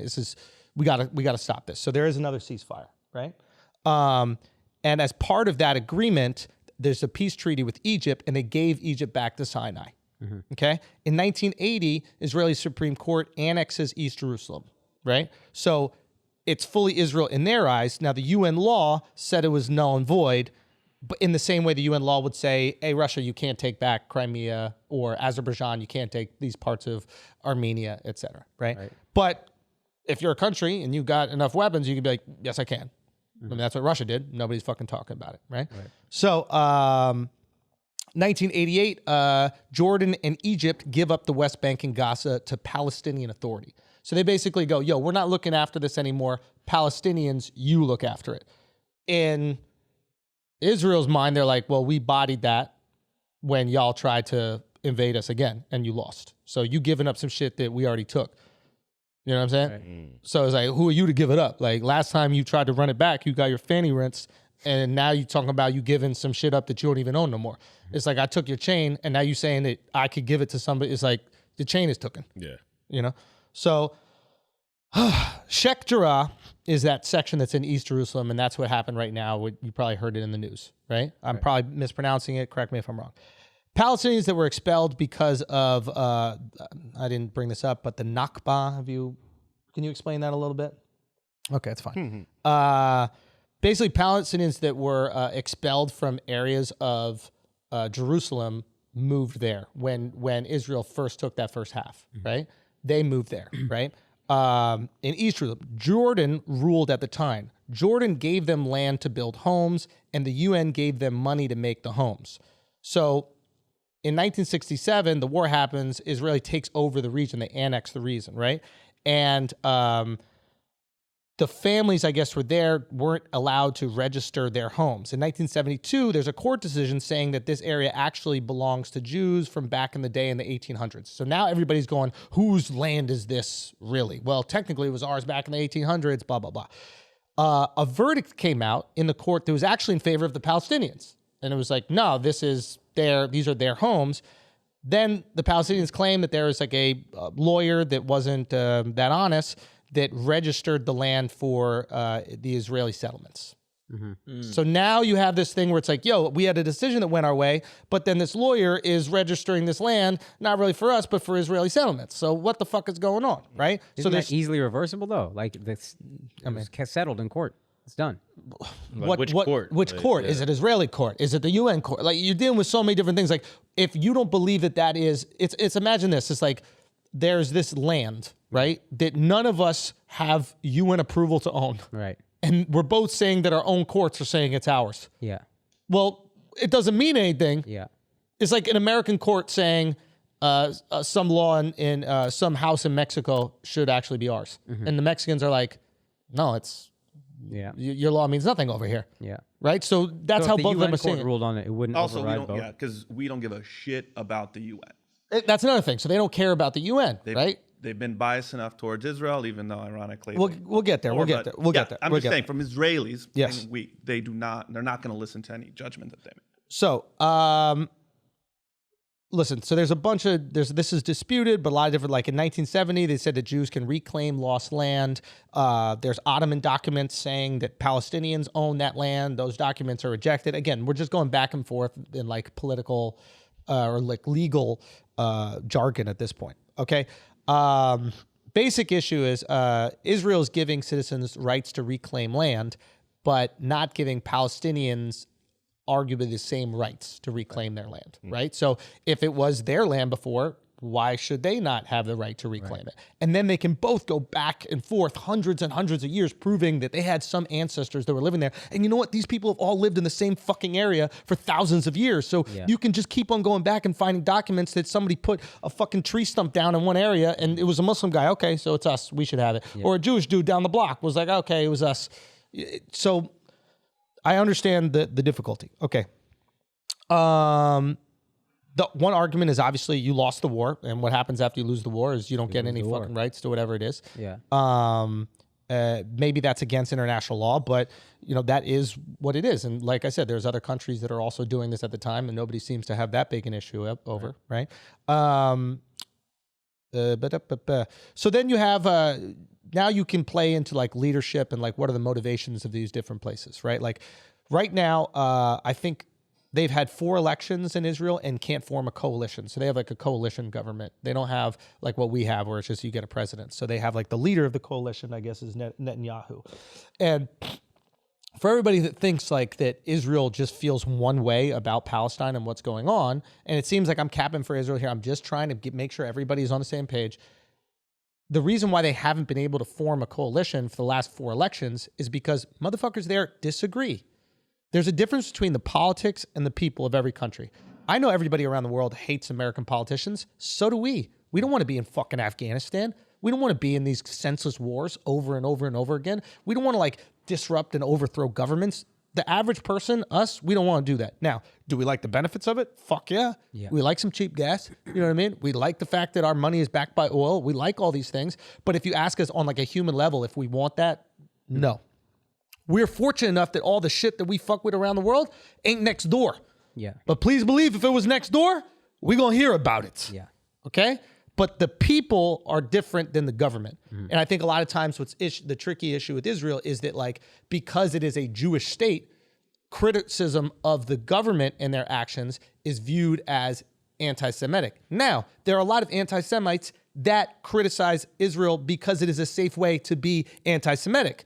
They feel hatred towards Jews, and they're like, well, here's a good way to prove why, right? And there are people who love Jews, who are Jewish people in Israel that are very critical of their own government, that do not like the decisions that Netanyahu has made, that do not like the expanding settlements, that look at it as poking the bear, and would prefer that there was a two-state solution where both of these people had access to their land and they didn't have to constantly be fighting over it. And the tricky thing is, in order to maintain power, politicians, we know this in America, just like anywhere else, will sign deals with whoever allow them to maintain power. So Netanyahu is going, whoever's going to support me and allow me to keep running this shit, I will do whatever you. Oh, the settlers are the people that are creating these like pockets of, I guess, Israeli expansion within the West Bank. Is that fair? So okay, I'm gonna rock with them. I'm gonna rock with them because then they're gonna support me, right? And of course, the Palestinians are going like, yo, do we have like our space or not? Like it seems like you keep expanding, and then the average Israelis who are happily living in fucking Jerusalem or Tel Aviv are going, stop going over there because my kid is in the army and he's gonna get fucking killed. Yeah. So that's why you have half the country and probably more going, I don't want this guy in power. I don't want. Now, here's the problem. The second bombs start going off, when there is fear, there is no empathy. Things get primal. Yes. With fear, no empathy exists. If I think myself or my kids are going to die, I don't have any empathy for the other person on the other side. Yeah. I want to do whatever protects my kids. Yeah. The second the rockets go off, on both sides, it does not matter. The rockets go off, all of a sudden, you're not worried about how those people could feel about land disputes. You're not worried about, you're going, oh, you're trying to kill my family? I don't give a fuck about you. Yeah. And then, okay, so when you look at the guy like Netanyahu, now I guess he has a lot of support because I think in times of war, everybody supports the person who's, but before that, there was not. Like all of my friends that were either Israeli or like hardline, like pro-Israel, none of them liked yet Netanyahu. You were very critical of Netanyahu. Yeah, I was an early super fan. I mean, war hero, well-spoken, American educated, did such incredible things. And then you saw this lust to keep on a lot of this power. And I was like, no one should be in power that long. Who is your successor? Who should we start backing? And you didn't see that. So you have someone like me who was like, hey, let's see who else is out there. But look right now, both sides, left and right, are loving him because in times of crisis like this, you want the strong line, right wing, fucking hardcore leader, and it's like, and this is what happens. I mean, like often people have spoken about Netanyahu. He's basically a plastic bag in the wind. It's just wherever the fuck, whoever's going to support me, whatever the opinion is, I will roll with that so I can maintain this power. And just to clarify real quick with the settlers, right? They're basically, they're not necessarily Israelis. A lot of times they're Americans, Ukrainians, like people who, like Dove was saying, even they're like these Ukrainians that are like 1/8 Jewish, and they're just basically leaving fucking Russia, the Ukraine, for a better life. And these settlements in the West Bank get subsidized by the Israeli government. So they're getting basically super cheap houses, but with all, good amenities, etc. So they're almost incentivized to leave their really poor countries and come to a first world country that you have access to all these, I guess, amazing, resources. And then you're expanding, I guess, Israel in the process, right? Or at least the frontiers. The extremists on the Israeli side see it as a historical Jewish land. I believe they called it Judeo-Sumeria. So it's more than just these lines. It's wherever the Jewish people, I guess, were roaming back in the day. But I think the average Jew does not see Israel like that. Well, look, eventually they're going to want to still be able to go over there. I mean, there's absolute incredible historical parts of those areas that you would hope that if they want to visit, birthplace, I think, Mark, help me here, like Joseph and different. Oh, I mean, the birthplace of all the modern religions. I mean, Jesus. You want to go to Nazareth, you're going to have to go to the West Bank, So you have this situation. You have this situation where a lot of people are going, oh, like Israel just wants a one-state solution. They just want to take over all the land, et cetera. And that's not the case, because if they do that, they can't be democratic, right? If they take over all of the West Bank and Gaza and incorporate them into Israel, the number of non-Jewish now Israelis will be too high and they won't be able to maintain whatever laws that they want to maintain. I mean, shit, if they wanted to do it just based on democracy, they could be like, yo, Sharia law is in, we got more numbers and this is what's going to happen. So they wouldn't be able to maintain democracy. And the reason why that's important is because if they don't maintain democracy, guess what support they lose? UN support? U.S. US support. We're not out here supporting dictatorships unless they got crazy oil. Okay. You know what I mean? And unfortunately, there's no oil in Israel. Good job choosing that. Offshore. Yeah, offshore. Good job in that land. But all right, guys, we're gonna take a break for a second because listen, sometimes it's gonna rain on your birthday. Sometimes the line for coffee wraps around the entire fucking building. Sometimes gas goes up 10 cents, and sometimes life stinks. You know the good news is you don't have to because Native has your back. Native cares about the products you put on your body. Okay, they're built about stopping the stink the right way. That's the Native difference. Don't have stinky pits. Native is going to stop that. You probably already know about Native's legendary aluminum-free deodorant, but have you tried their body wash, toothpaste, or their brand new mineral-based sunscreen? If you haven't, then get the fuck on it, all right? Native now has a broad-spectrum SPF 30 sunscreen for your face and your body. It's lightweight, absorbs quickly, and you can choose between unscented or coconut and pineapple if you want to keep it cute. Native's on a mission to overhaul your entire hygiene routine by putting the care in self-care with products carefully made to work against odor that are made with the simple ingredients and they smell absolutely fantastic. You can get their deodorant and body wash in amazing scents like coconut and vanilla, citrus and herbal musk, lavender and rose, and more. Okay? You can even build your own personalized product bundles. Mix and match 3 of your favorite scents and keep them on rotation so you have something for every single occasion. Stop running out of deodorant. Stop running out of SPF. Stop running out of body wash. Stop running out of all the things that you need in your life. These are essentials for your hygiene and your skin health care. So you're going to stay fresh, stay clean with Native by going to nativedeo.com/flagrant. Nativedeo, that's DEO.com/flagrant, or use the promo code flagrant at checkout and get 20% off your first order. That's nativedeo.com/flagrant, or use the promo code flagrant at checkout for 20% off your order. Now let's get back to the show. So, basically, the tricky thing about this is like you're never going to convince. The problem with this is that when you're dealing with the extremists on both sides, both of them feel like they have a right to the land because of God. And there's no negotiation with God. Okay? So if God is telling you that your land, Palestine, should be from the river to the sea, then that's where the fuck you're going to go with your land. And there's nothing. Isn't that America? Manifest Destiny? Wasn't that like, this is what God wants? Literally. Sea to shining sea? Sea to shining sea. Literally. And it's like, once God tells you it's okay, then they're like, all right, let's move the Native Americans. Let's move the Mexicans. Let's move whoever the fuck is in the way. We'll move them out, right? Once God. And that's on both sides. So if the extremists on the Israeli side are like, yo, God said that this is our land, they don't give a fuck about how the Palestinians feel, if they're going to be in those settlements or not, if it is, divided in an apartheid type system. They don't give a flying fuck, those extremists. The average Israeli, sure, they don't want this shit. Yeah. But those extremists are like, fuck it. This is, God said this is our land, so we're going to keep running it. We're not going to be 50-50 because God don't do 50-50, right? God does 100 because I'm God. I don't have to negotiate with nobody. And the same side with Palestinians. I think a Jewish God would negotiate.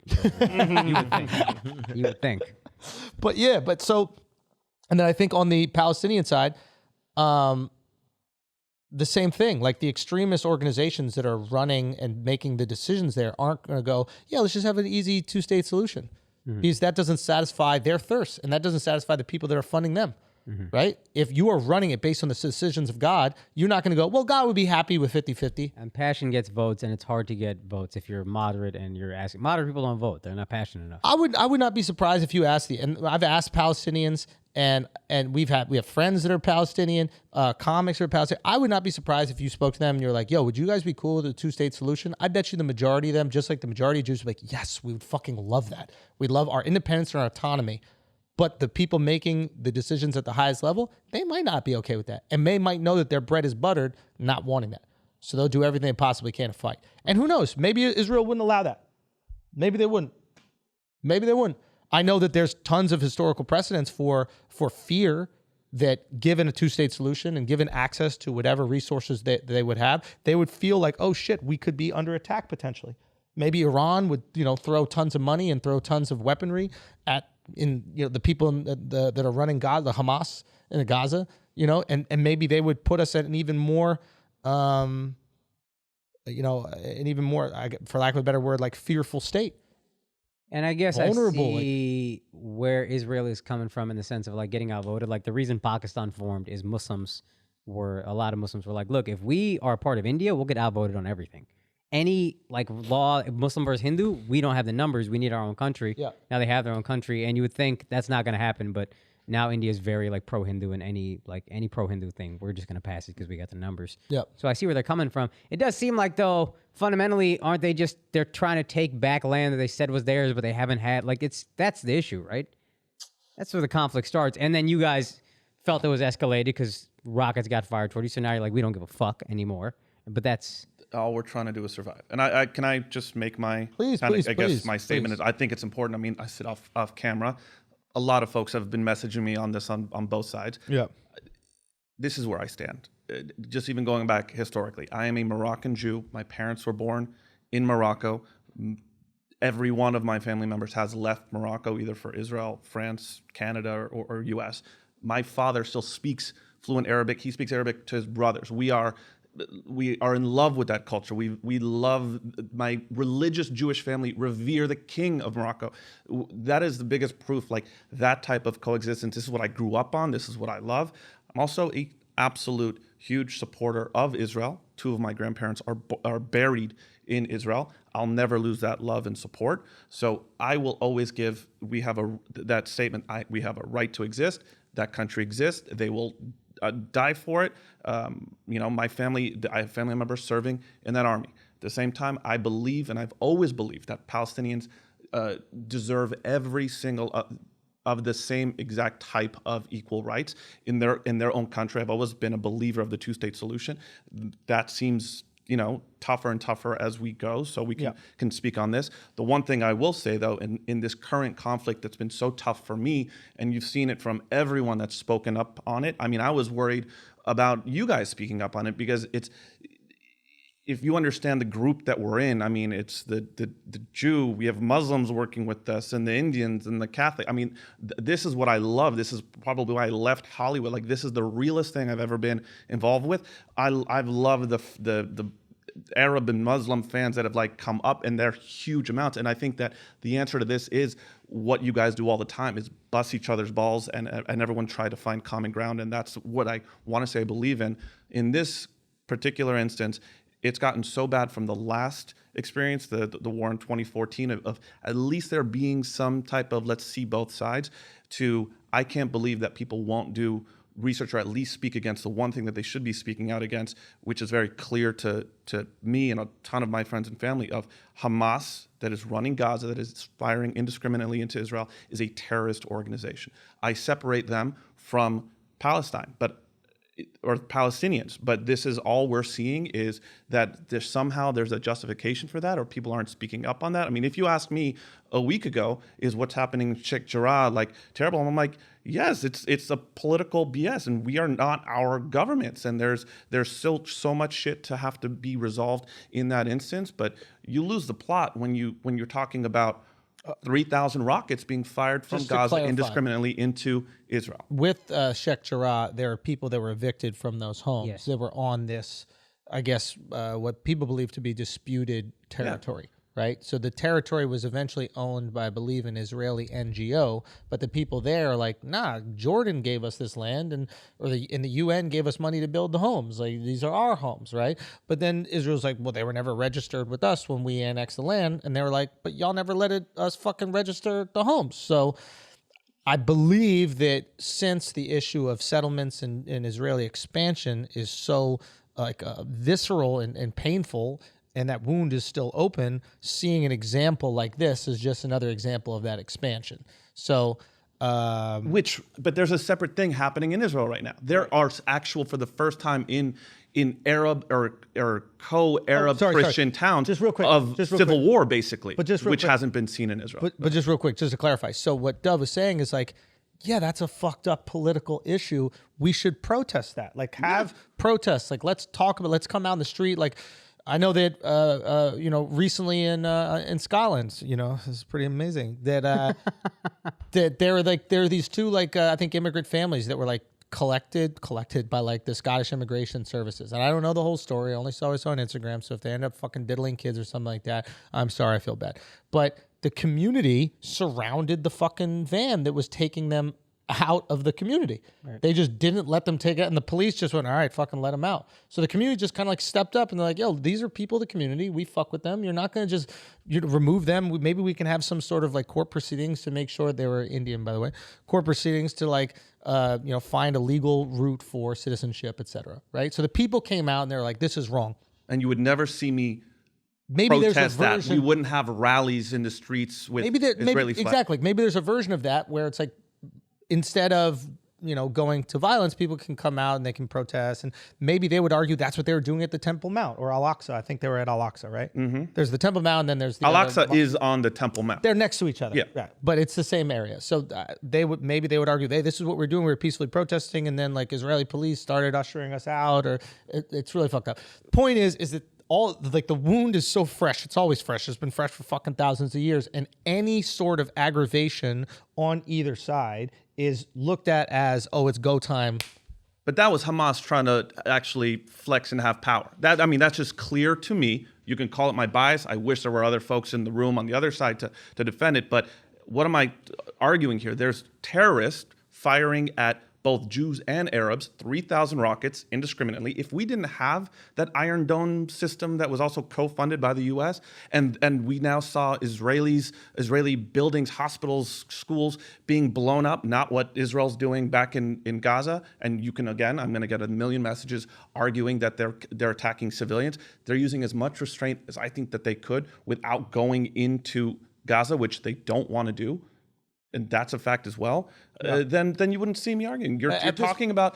We're looking at it. At this point, there's a war and there's terrorism. That's terrorism. Yeah. And I wish, please, if you want to use pressure on the government on politics, use that. For me, I was actually most hopeful about changes happening in Israel when I saw that they couldn't form this government for such a long time. I was like, okay, people want something new. And then there were these new established relationships with the Gulf states like United Arab Emirates. And I believe that, do you know how many Israelis loved that newfound connection with them, that have been flying to Dubai, that are striking up business deals?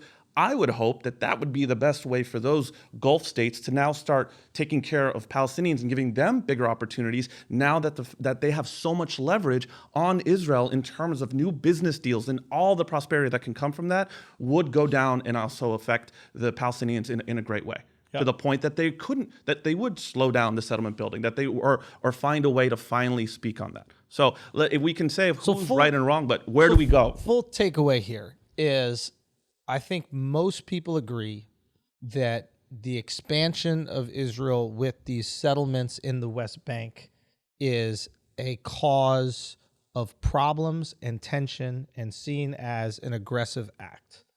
Israelis, Americans, Canadians, Europeans. That's what I'm thinking here. I think most people go, yo, dude, that's not cool. Okay.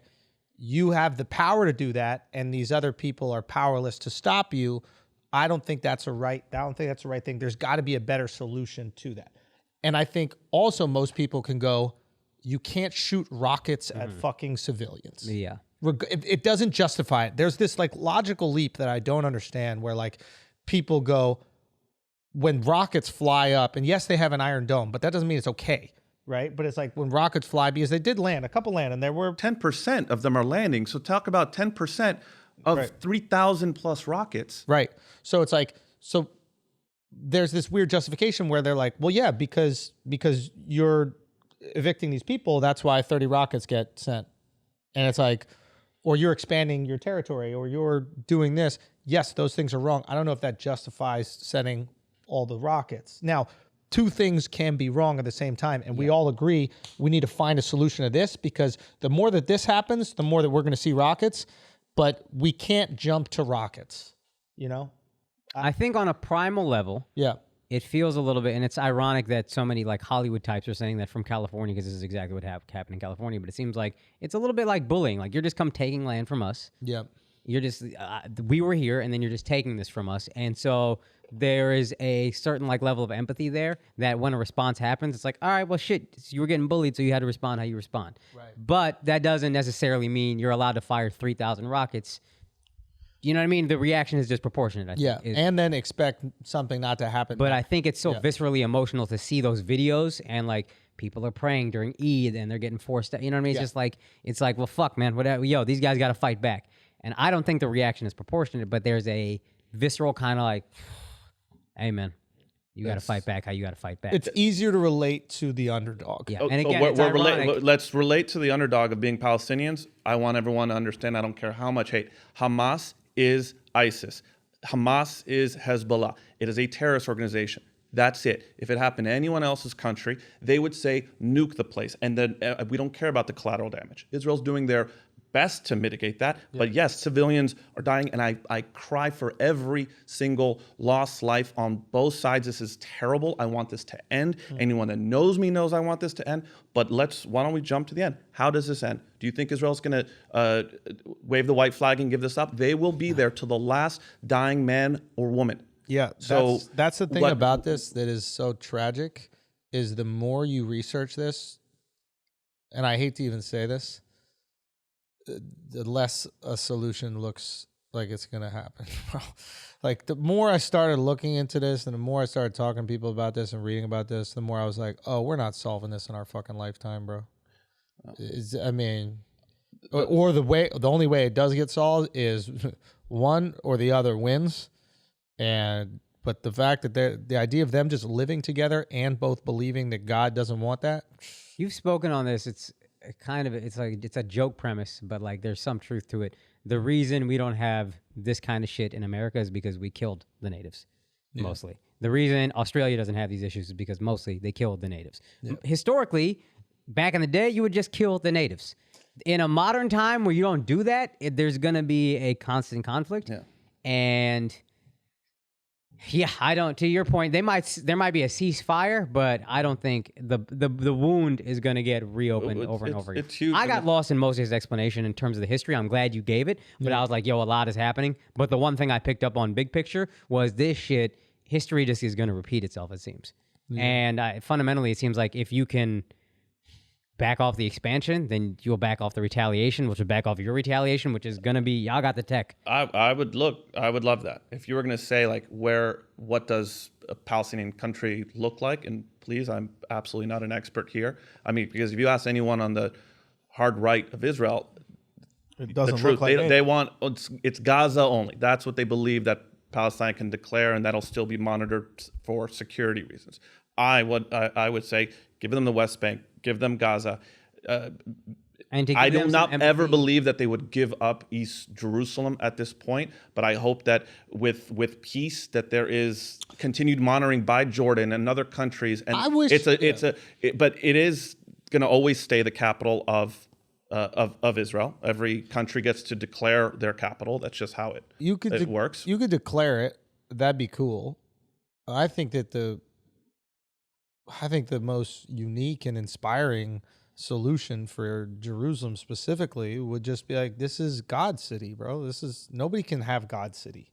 God's city is God's city. If y'all really believe in God, then that's for God. Yeah. That's not for you. You don't own God's city. Muslims or Jordanians or Palestinians don't own God's city. God owns God's city.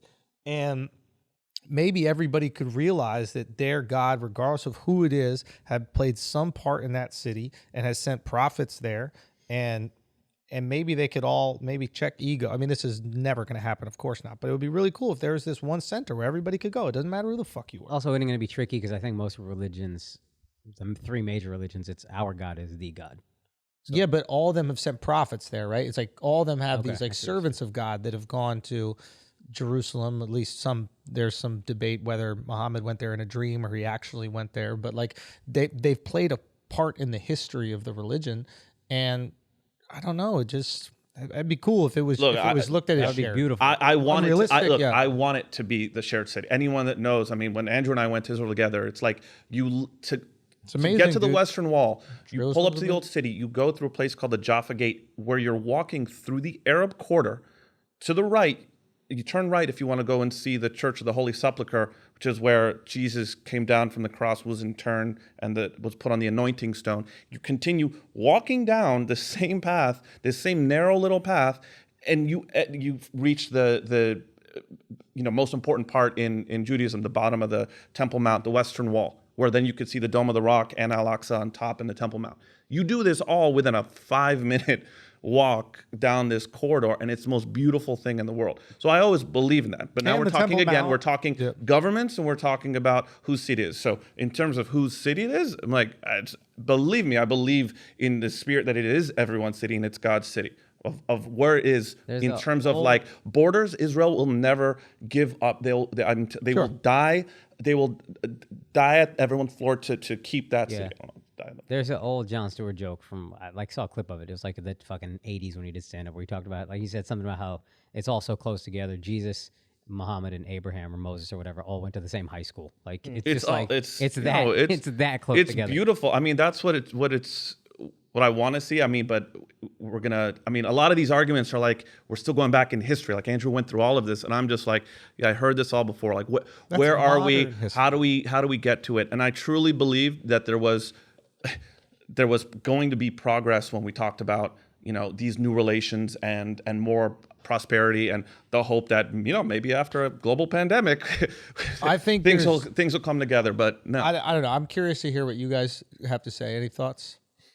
I mean, not necessarily. Like, I don't know a ton about the issue at hand, but like I have been interested in the media reaction, because this seems like the first conflict in like ever since I've been on social media and even just like even track of the news, that the public opinion has swayed towards supporting Palestine. It seems like historically in the United States, like specifically in my community growing up, like it was very evangelical Christians, and they all support Israel. Yeah. And so it seems, But selfishly, yeah, no, of course, it's Christian. explain the evangelical Christian support of Israel, because I think this is really interesting. I don't understand necessarily perfectly, but like my understanding, like there were a few kids from my high school that were like, we need Jews to go back to Israel, because once all the Jews return to their holy land in Zion, then Jesus will come back and then what kill if Jesus, all of them. Yeah,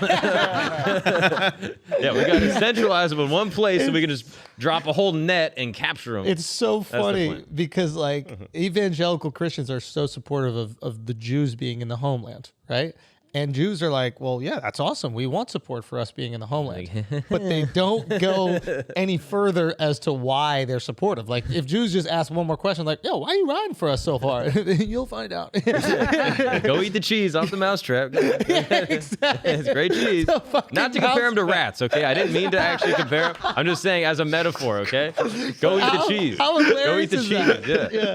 It's like, but what's funny is, of course, Jews are going to take them up on it, because Jews are like, he ain't coming back. Oh, yeah. He's coming back the first time. Yeah, he's going to come back once. we're expecting That's another it. guy to Good come. job. Yeah. He gone. He gone for good.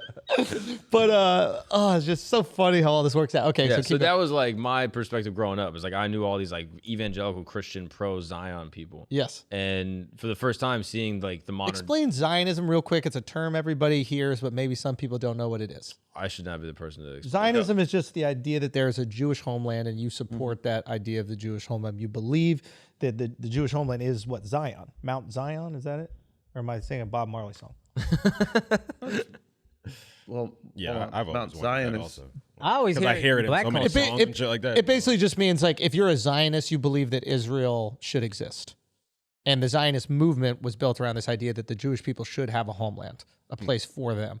And that homeland is Israel right now. And so it's that's based what in a the Zionist Torah is. as far as like giving Moses like the promised land. Like you Right. have Canaan, like this is your place and this is where your people are gonna be, and like I'm gonna take care of you no matter what. Yeah. And like you're gonna have generations of people, and they're all gonna propagate this land or whatever. And something really interesting is like the most extreme Jews, the Hasidic Jews, those are the ones that have like the hats and they're in Brooklyn and they wear like the black suits and they have the hair that curls on the side. Raise my rent. They raise They raised it 5,100 this year.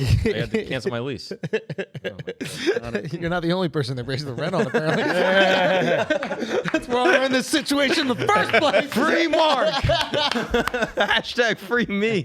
A lot of eviction going on. Come on. So, No, but Mount switches your angle. You're immediately sympathetic to the Palestinian I struggle. get it. I really do. the city of David is on Mount Zion, which is the hill in Jerusalem. And Zionism, we were saying, Herzl. Just real quick with the Hasidic Jews, like you would think that the most extreme version of the religion would be supportive. They would be Zionists, right? They'd be like the most extreme Zionists, like the most extreme version of like Muslims, for example. You're like, yo, all the holy sites, that's ours. Like, let's get it. They are not supportive of the state of Israel because they think it's a political act, and they think that God will bring Israel back to the Jewish The people. Messiah is supposed to come, and then you would go back. And this is a And all the this other is a Jews small are like, group. This yo, is God has given us the equipment to do it. We shut the fuck up. trust me. There's We got an Iron Dome. plenty of religious Jews on the right that are happily in Jerusalem. You know what I mean? Like Yeah. No, there are groups that small are religious- anti-Zionist. Yeah. Yes. Which absolutely. is, it's just surprising because I thought that they would be like the most. Yeah. And remember, strong. the Zionism was this movement from Herzl where he was basically, he saw the writings on the wall in Europe, and he was basically telling people like it's getting, you know, anti-Semitism was not new in the 30s like this was happening in the 1800s, or I mean before. I mean, literally, I'm in Morocco because we were given 4 months to leave, convert or die from Spain from Isabel and Ferdinand. It was called the Alhambra Decree. So we ended up over there. Herzl was getting people in the 1800s, 1900s saying like, we need a Jewish homeland. It's getting bad over here. It is Come surprising. together. You meet enough Jews, you'll meet multiple who are like, oh, we're here because we had to flee where we were before. Yep. It is. That's been their history. Yeah. There's been a lot of fleeing, man. But yeah, so just if we could clarify some things, just so you know, you see these videos popping up of like people beating up like a Jewish dude in fucking Canada, you know what I mean? And you're just like, whoa, what's going on? Like, is this starting to happen? Like, what's going on here? Just to clarify, like, I think we all empathize, or you should fucking empathize with what the Palestinian people are going through. Yeah. If you're not empathizing with them, then you are so biased that you're removing humanity from a group of people that deserve humanity. And they deserve that empathy. They deserve that love. Yeah. And it is underestimated how much empathy Israeli people have for that plight. Don't get me wrong. Israeli there's people. Israeli people, not the government, but the people. How many of them want there to be a two-state solution? How many of them want there to be a country that is Palestine, their territory? And how many people disagree with this expansion of Israel and the expansion of these settlements? Okay. I think most calm, logical, reasonable people would agree, or at least have that thinking process. Yeah. At the same time, they don't want terrorist organizations, for whatever reason, to shoot rockets into their country. Also reasonable to not want that. I think that's if it happened to America, like think about it, like America occupies certain places, right? If America's occupying Afghanistan and some Taliban shoots some rockets at the American base that they're occupying, please believe it's adios. Yeah. If they fired 3,000, we're not going to sympathize. You're talking about a We're not war. going to let Let's them talk- know. That happened in January, remember, where they shot Iran shot rockets at a U.S. base. And everyone in America was like, oh, we're It's gone. on like Donkey Kong. Yeah. And then we shot my man, right? Yeah. But guys, let's. What is You're talking Talib about their Kweli? What's the attacking. motherfucking thing? Yeah. You're You talking- ain't getting by no more. But again, you're talking about them like people have said, oh, well, they have a right to attack back. They're not attacking Israeli army bases. No, So let's equate. It's like saying no. Canada is No. firing on Manhattan. I know. The point is, look, I know we're not justifying it, and After he does it up. I know. We're not justifying. We're just trying to make sure, because I don't want anybody to be mischaracterized here. That's not to say that there aren't, I'm sure, plenty of Israelis that are supportive of what's going on. Just as there are plenty of Americans that are probably supportive of things that are going on that we might disagree with. But the idea that they're a complete monolith is not the case. And just because you want a Jewish homeland doesn't mean you don't want Palestinians to fucking exist. Okay? Those things can operate separately. And I think Dove has said this, but he's separating Palestinians who probably don't want 3,000 rockets fired on Israel from Hamas. Yeah, and I'm sure every Palestinian in Palestine right now does not want occupation. They don't want Jewish police forces around. They want their fucking country. That's it. And they deserve their fucking country. They deserve, and you're hearing me say it. I am saying it very clearly. I absolutely believe in the same. So I'm making this a Hamas versus Palestinian argument. I really do hope that there is peace. I hope that there is a homeland for them, and they deserve it. Like we have one, they have one as well. And it's not even, I'm talking as an American, but I'm a believer in the state of Israel. So I can't get off of that. So And you're a believer in the state of Palestine. yeah, So it's like, I don't know what the fuck we got to do, man. And the more you research it, the more depressing it gets. That's a simple answer, but then the messy part becomes what is Israel, what is Israel, what is Palestine? Are you putting that joke out? Because I don't want to say it if you're putting your joke out. Not yet, but eventually I probably would. Okay. So, like, I won't say anything about the joke. Mark has a funny bit. But the idea that, like, we don't have to look at everything as a two-solution situation, right? Is that there is nuance and there are gray areas to every issue in life. And the problem of looking at this in this one way is that if you look at something in two states, you're going to villainize the other one, right? So if you don't want, if you're not supportive, if you can't, part of you can't come out and be like, yo, it's fucked what's happening in Palestine. It's fucked what's happening to these people. And I don't want those people to go through that. That doesn't mean that you hate every Jewish person or that you don't want an Israel or you don't want a Jewish homeland. Those things don't have to exist in what is the word I'm looking for? That's not the dichotomy, right? Like, but you can have empathy and want there to be a Jewish homeland.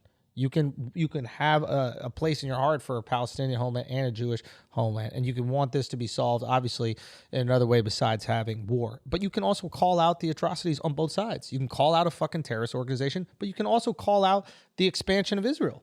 And I'll be honest, if you're Palestinian, you see that as terrorizing. That's what I was. You see it as terrorizing. It's not the same as rockets, but you see it in that way. And to take that away from them is not fair. It's not fair. So it doesn't justify the reaction. It doesn't justify 3,000 rockets, but you are shoving me off my homeland, which in my mind, it's like, look, you already got your homeland. So why are you taking ours?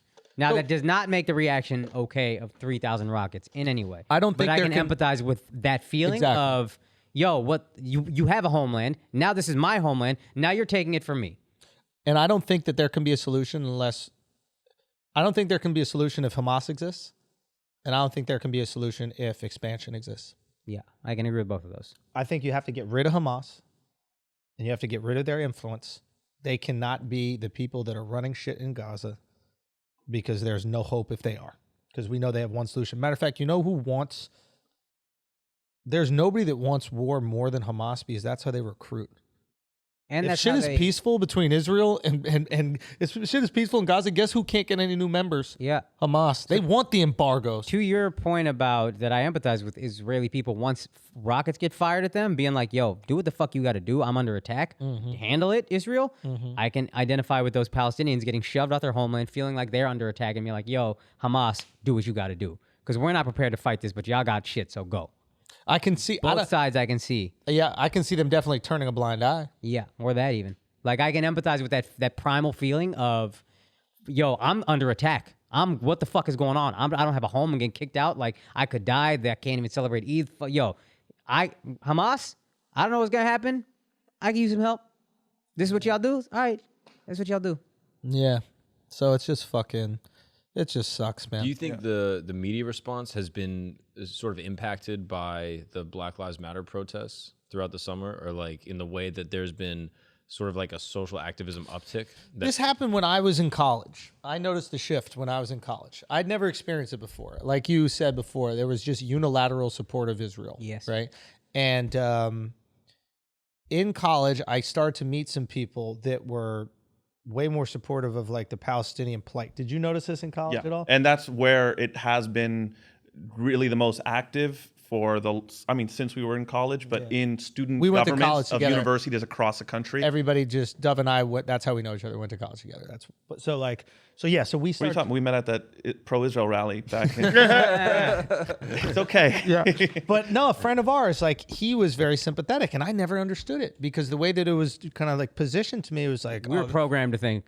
hey, listen, Israel's just defending themselves, and there's terror organizations that are trying to take them down, and then they'd always throw this in, and like, oh yeah, and by the way, they hate gays and women, and you're like, oh, okay, you know, like it was, and then I think as the Democratic Party started to kind of fully identify around victimhood, they had no choice but to embrace the victimhood that exists around the world, right? And you can't say, yo, we stand up for the oppressed and then not side in this situation with the people that are being oppressed.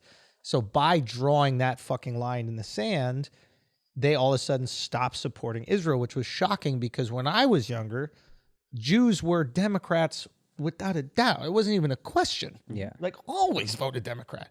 And now you've seen, at least in the last like 8 years, immediate switch, especially with Obama doing the Iran deal.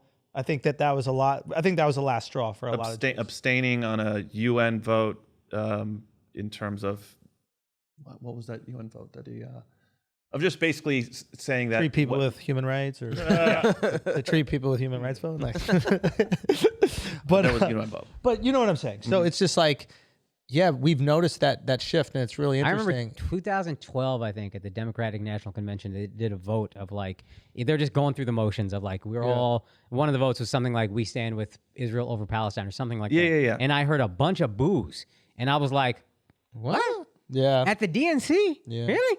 And I was like, oh shit, something's happening. So I'm later than y'all, but I was like, I remembered that moment in my mind being like, oh fuck, this is interesting. Yeah. I think it's starting to shift. And now to Mark's point, I don't know what you didn't really finish what's going on where you grew up. I know they were very pro-Israel earlier. Oh, sorry now about is it that, pretty yeah. pro-Palestinian or what? Yeah, I mean, like amongst my evangelical friends, like I don't even necessarily. It was always like their parents too. So like I obviously haven't kept up with my friends' parents, but like I don't know if it's shifted. But just in terms of like my immediate circle, and like even being in New York, it seems like it's definitely shifted. Yeah. Interesting. And the But- concern. Sorry, go. No, but I don't know if there was necessarily so much of like unilateral fervor for like an Israeli state as a kid. Like I never felt like it was like an obvious thing.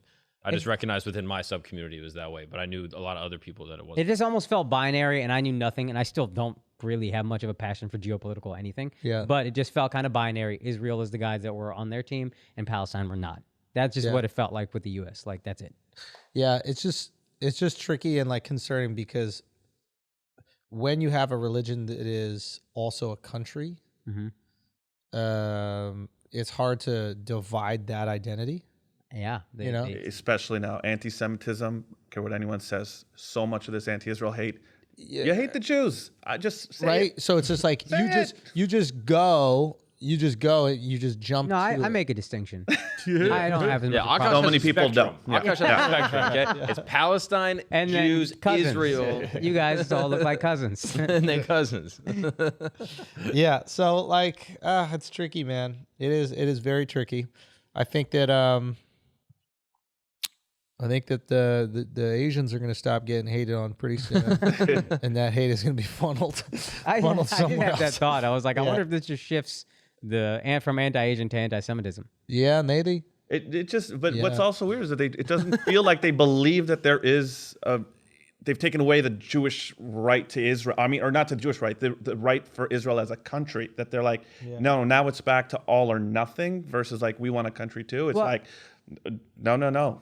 River to the sea is a very clear bar. And I might be even less informed than most, but my very crude understanding was just like, dude, Israel just like popped up and the West was just like, hey, this is yours. And then Palestinians were like, what the fuck is happening? So there's a very crude understanding of them already, even before this, just getting moved off their homeland. I know it's more nuanced than that, but I think that's a lot of people's very crude understanding is like, oh yeah, they were there, and then Israel just popped up, and now they're just getting moved off. So yeah, Look, I don't think that Israel's going to be winning the PR war anytime Yeah. soon. So I'll wave the white flag on there. And They're fighting Puerto Rico, at a too. certain point. Like we just have to be So like, much for Jews running the media.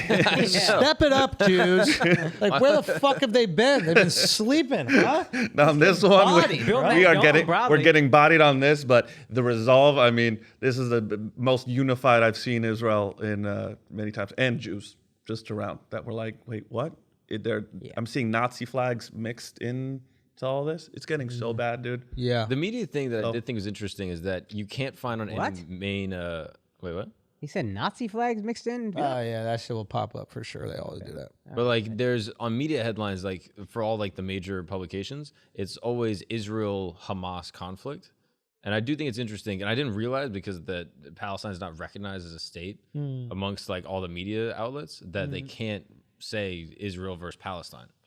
So it's Israel versus Hamas. And then I wonder how that affects people's perception of what the conflict is, where they go, oh, it's them versus like the terrorist group. Yeah. And I wonder if that's impacting people's perception. No, they know. I really am so shocked that there just hasn't been any distinction at all, besides actually on major news sites, but in terms of like how people get their news from, influencers. Now, there's just no one's doing any work to at least give 1 ounce, and that is to say, oh yeah, there are these rockets coming from this group, Hamas. That's it. So again, I'm hoping for peace.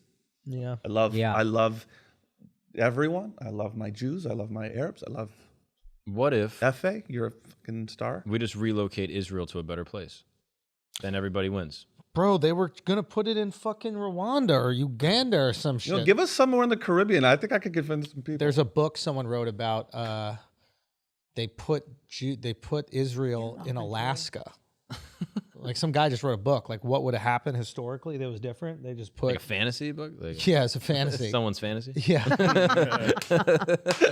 Yeah, But yeah, I mean, like, I guess it's not the homeland. it's just Nice. honestly, I think it's just too cold.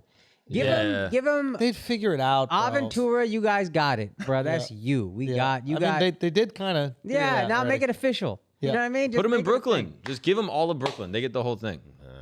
Why not? I was like, nah. Why? They're gonna start feeling real Palestinian out there. in There's a river. Brownsville. There's a river in Brooklyn. That's close. They like rivers. Yeah. And the sea. That's also There's a true. sea train right there. Yeah. You're right there. You're in it. Train is so good. See, that's how we solve this. Let's Yeah, make fun of each that's my other. point. Humor. Humor. Yeah, let's go to the Middle East and try to solve it with humor. Humor and hummus. Let's try to start barking people into the show. The Notorious tour. Making a stop. Yeah, welcome to the creek and the cave. Dude, fuck, man. You guys want to see a show? Come on in. Creek in the Cave. That's funny, dude. They got to open a comedy club in Pakistan called the Creek in the Cave, dude. Oh, boy. We're Okay. freedom fighters. All right, guys. That's been an episode of Flagrant 2. We lost some steam at the end. I'll be honest. I'm fucking exhausted. Never are we going to take an eating break in the middle of the pod again. That was a horrible idea, but we needed to break for certain reasons. We will see you on Patreon, patreon.com/flagrant2. Okay, we'll see you over there. We love you. Go get them tickets to the shows. Okay, the infamous tour, theangershows.com. Friday, 10 a.m. Go get it, go get it, go get it, go get it. We love you. We appreciate you. We'll see you out there on Patreon, and we'll see you next week. Peace.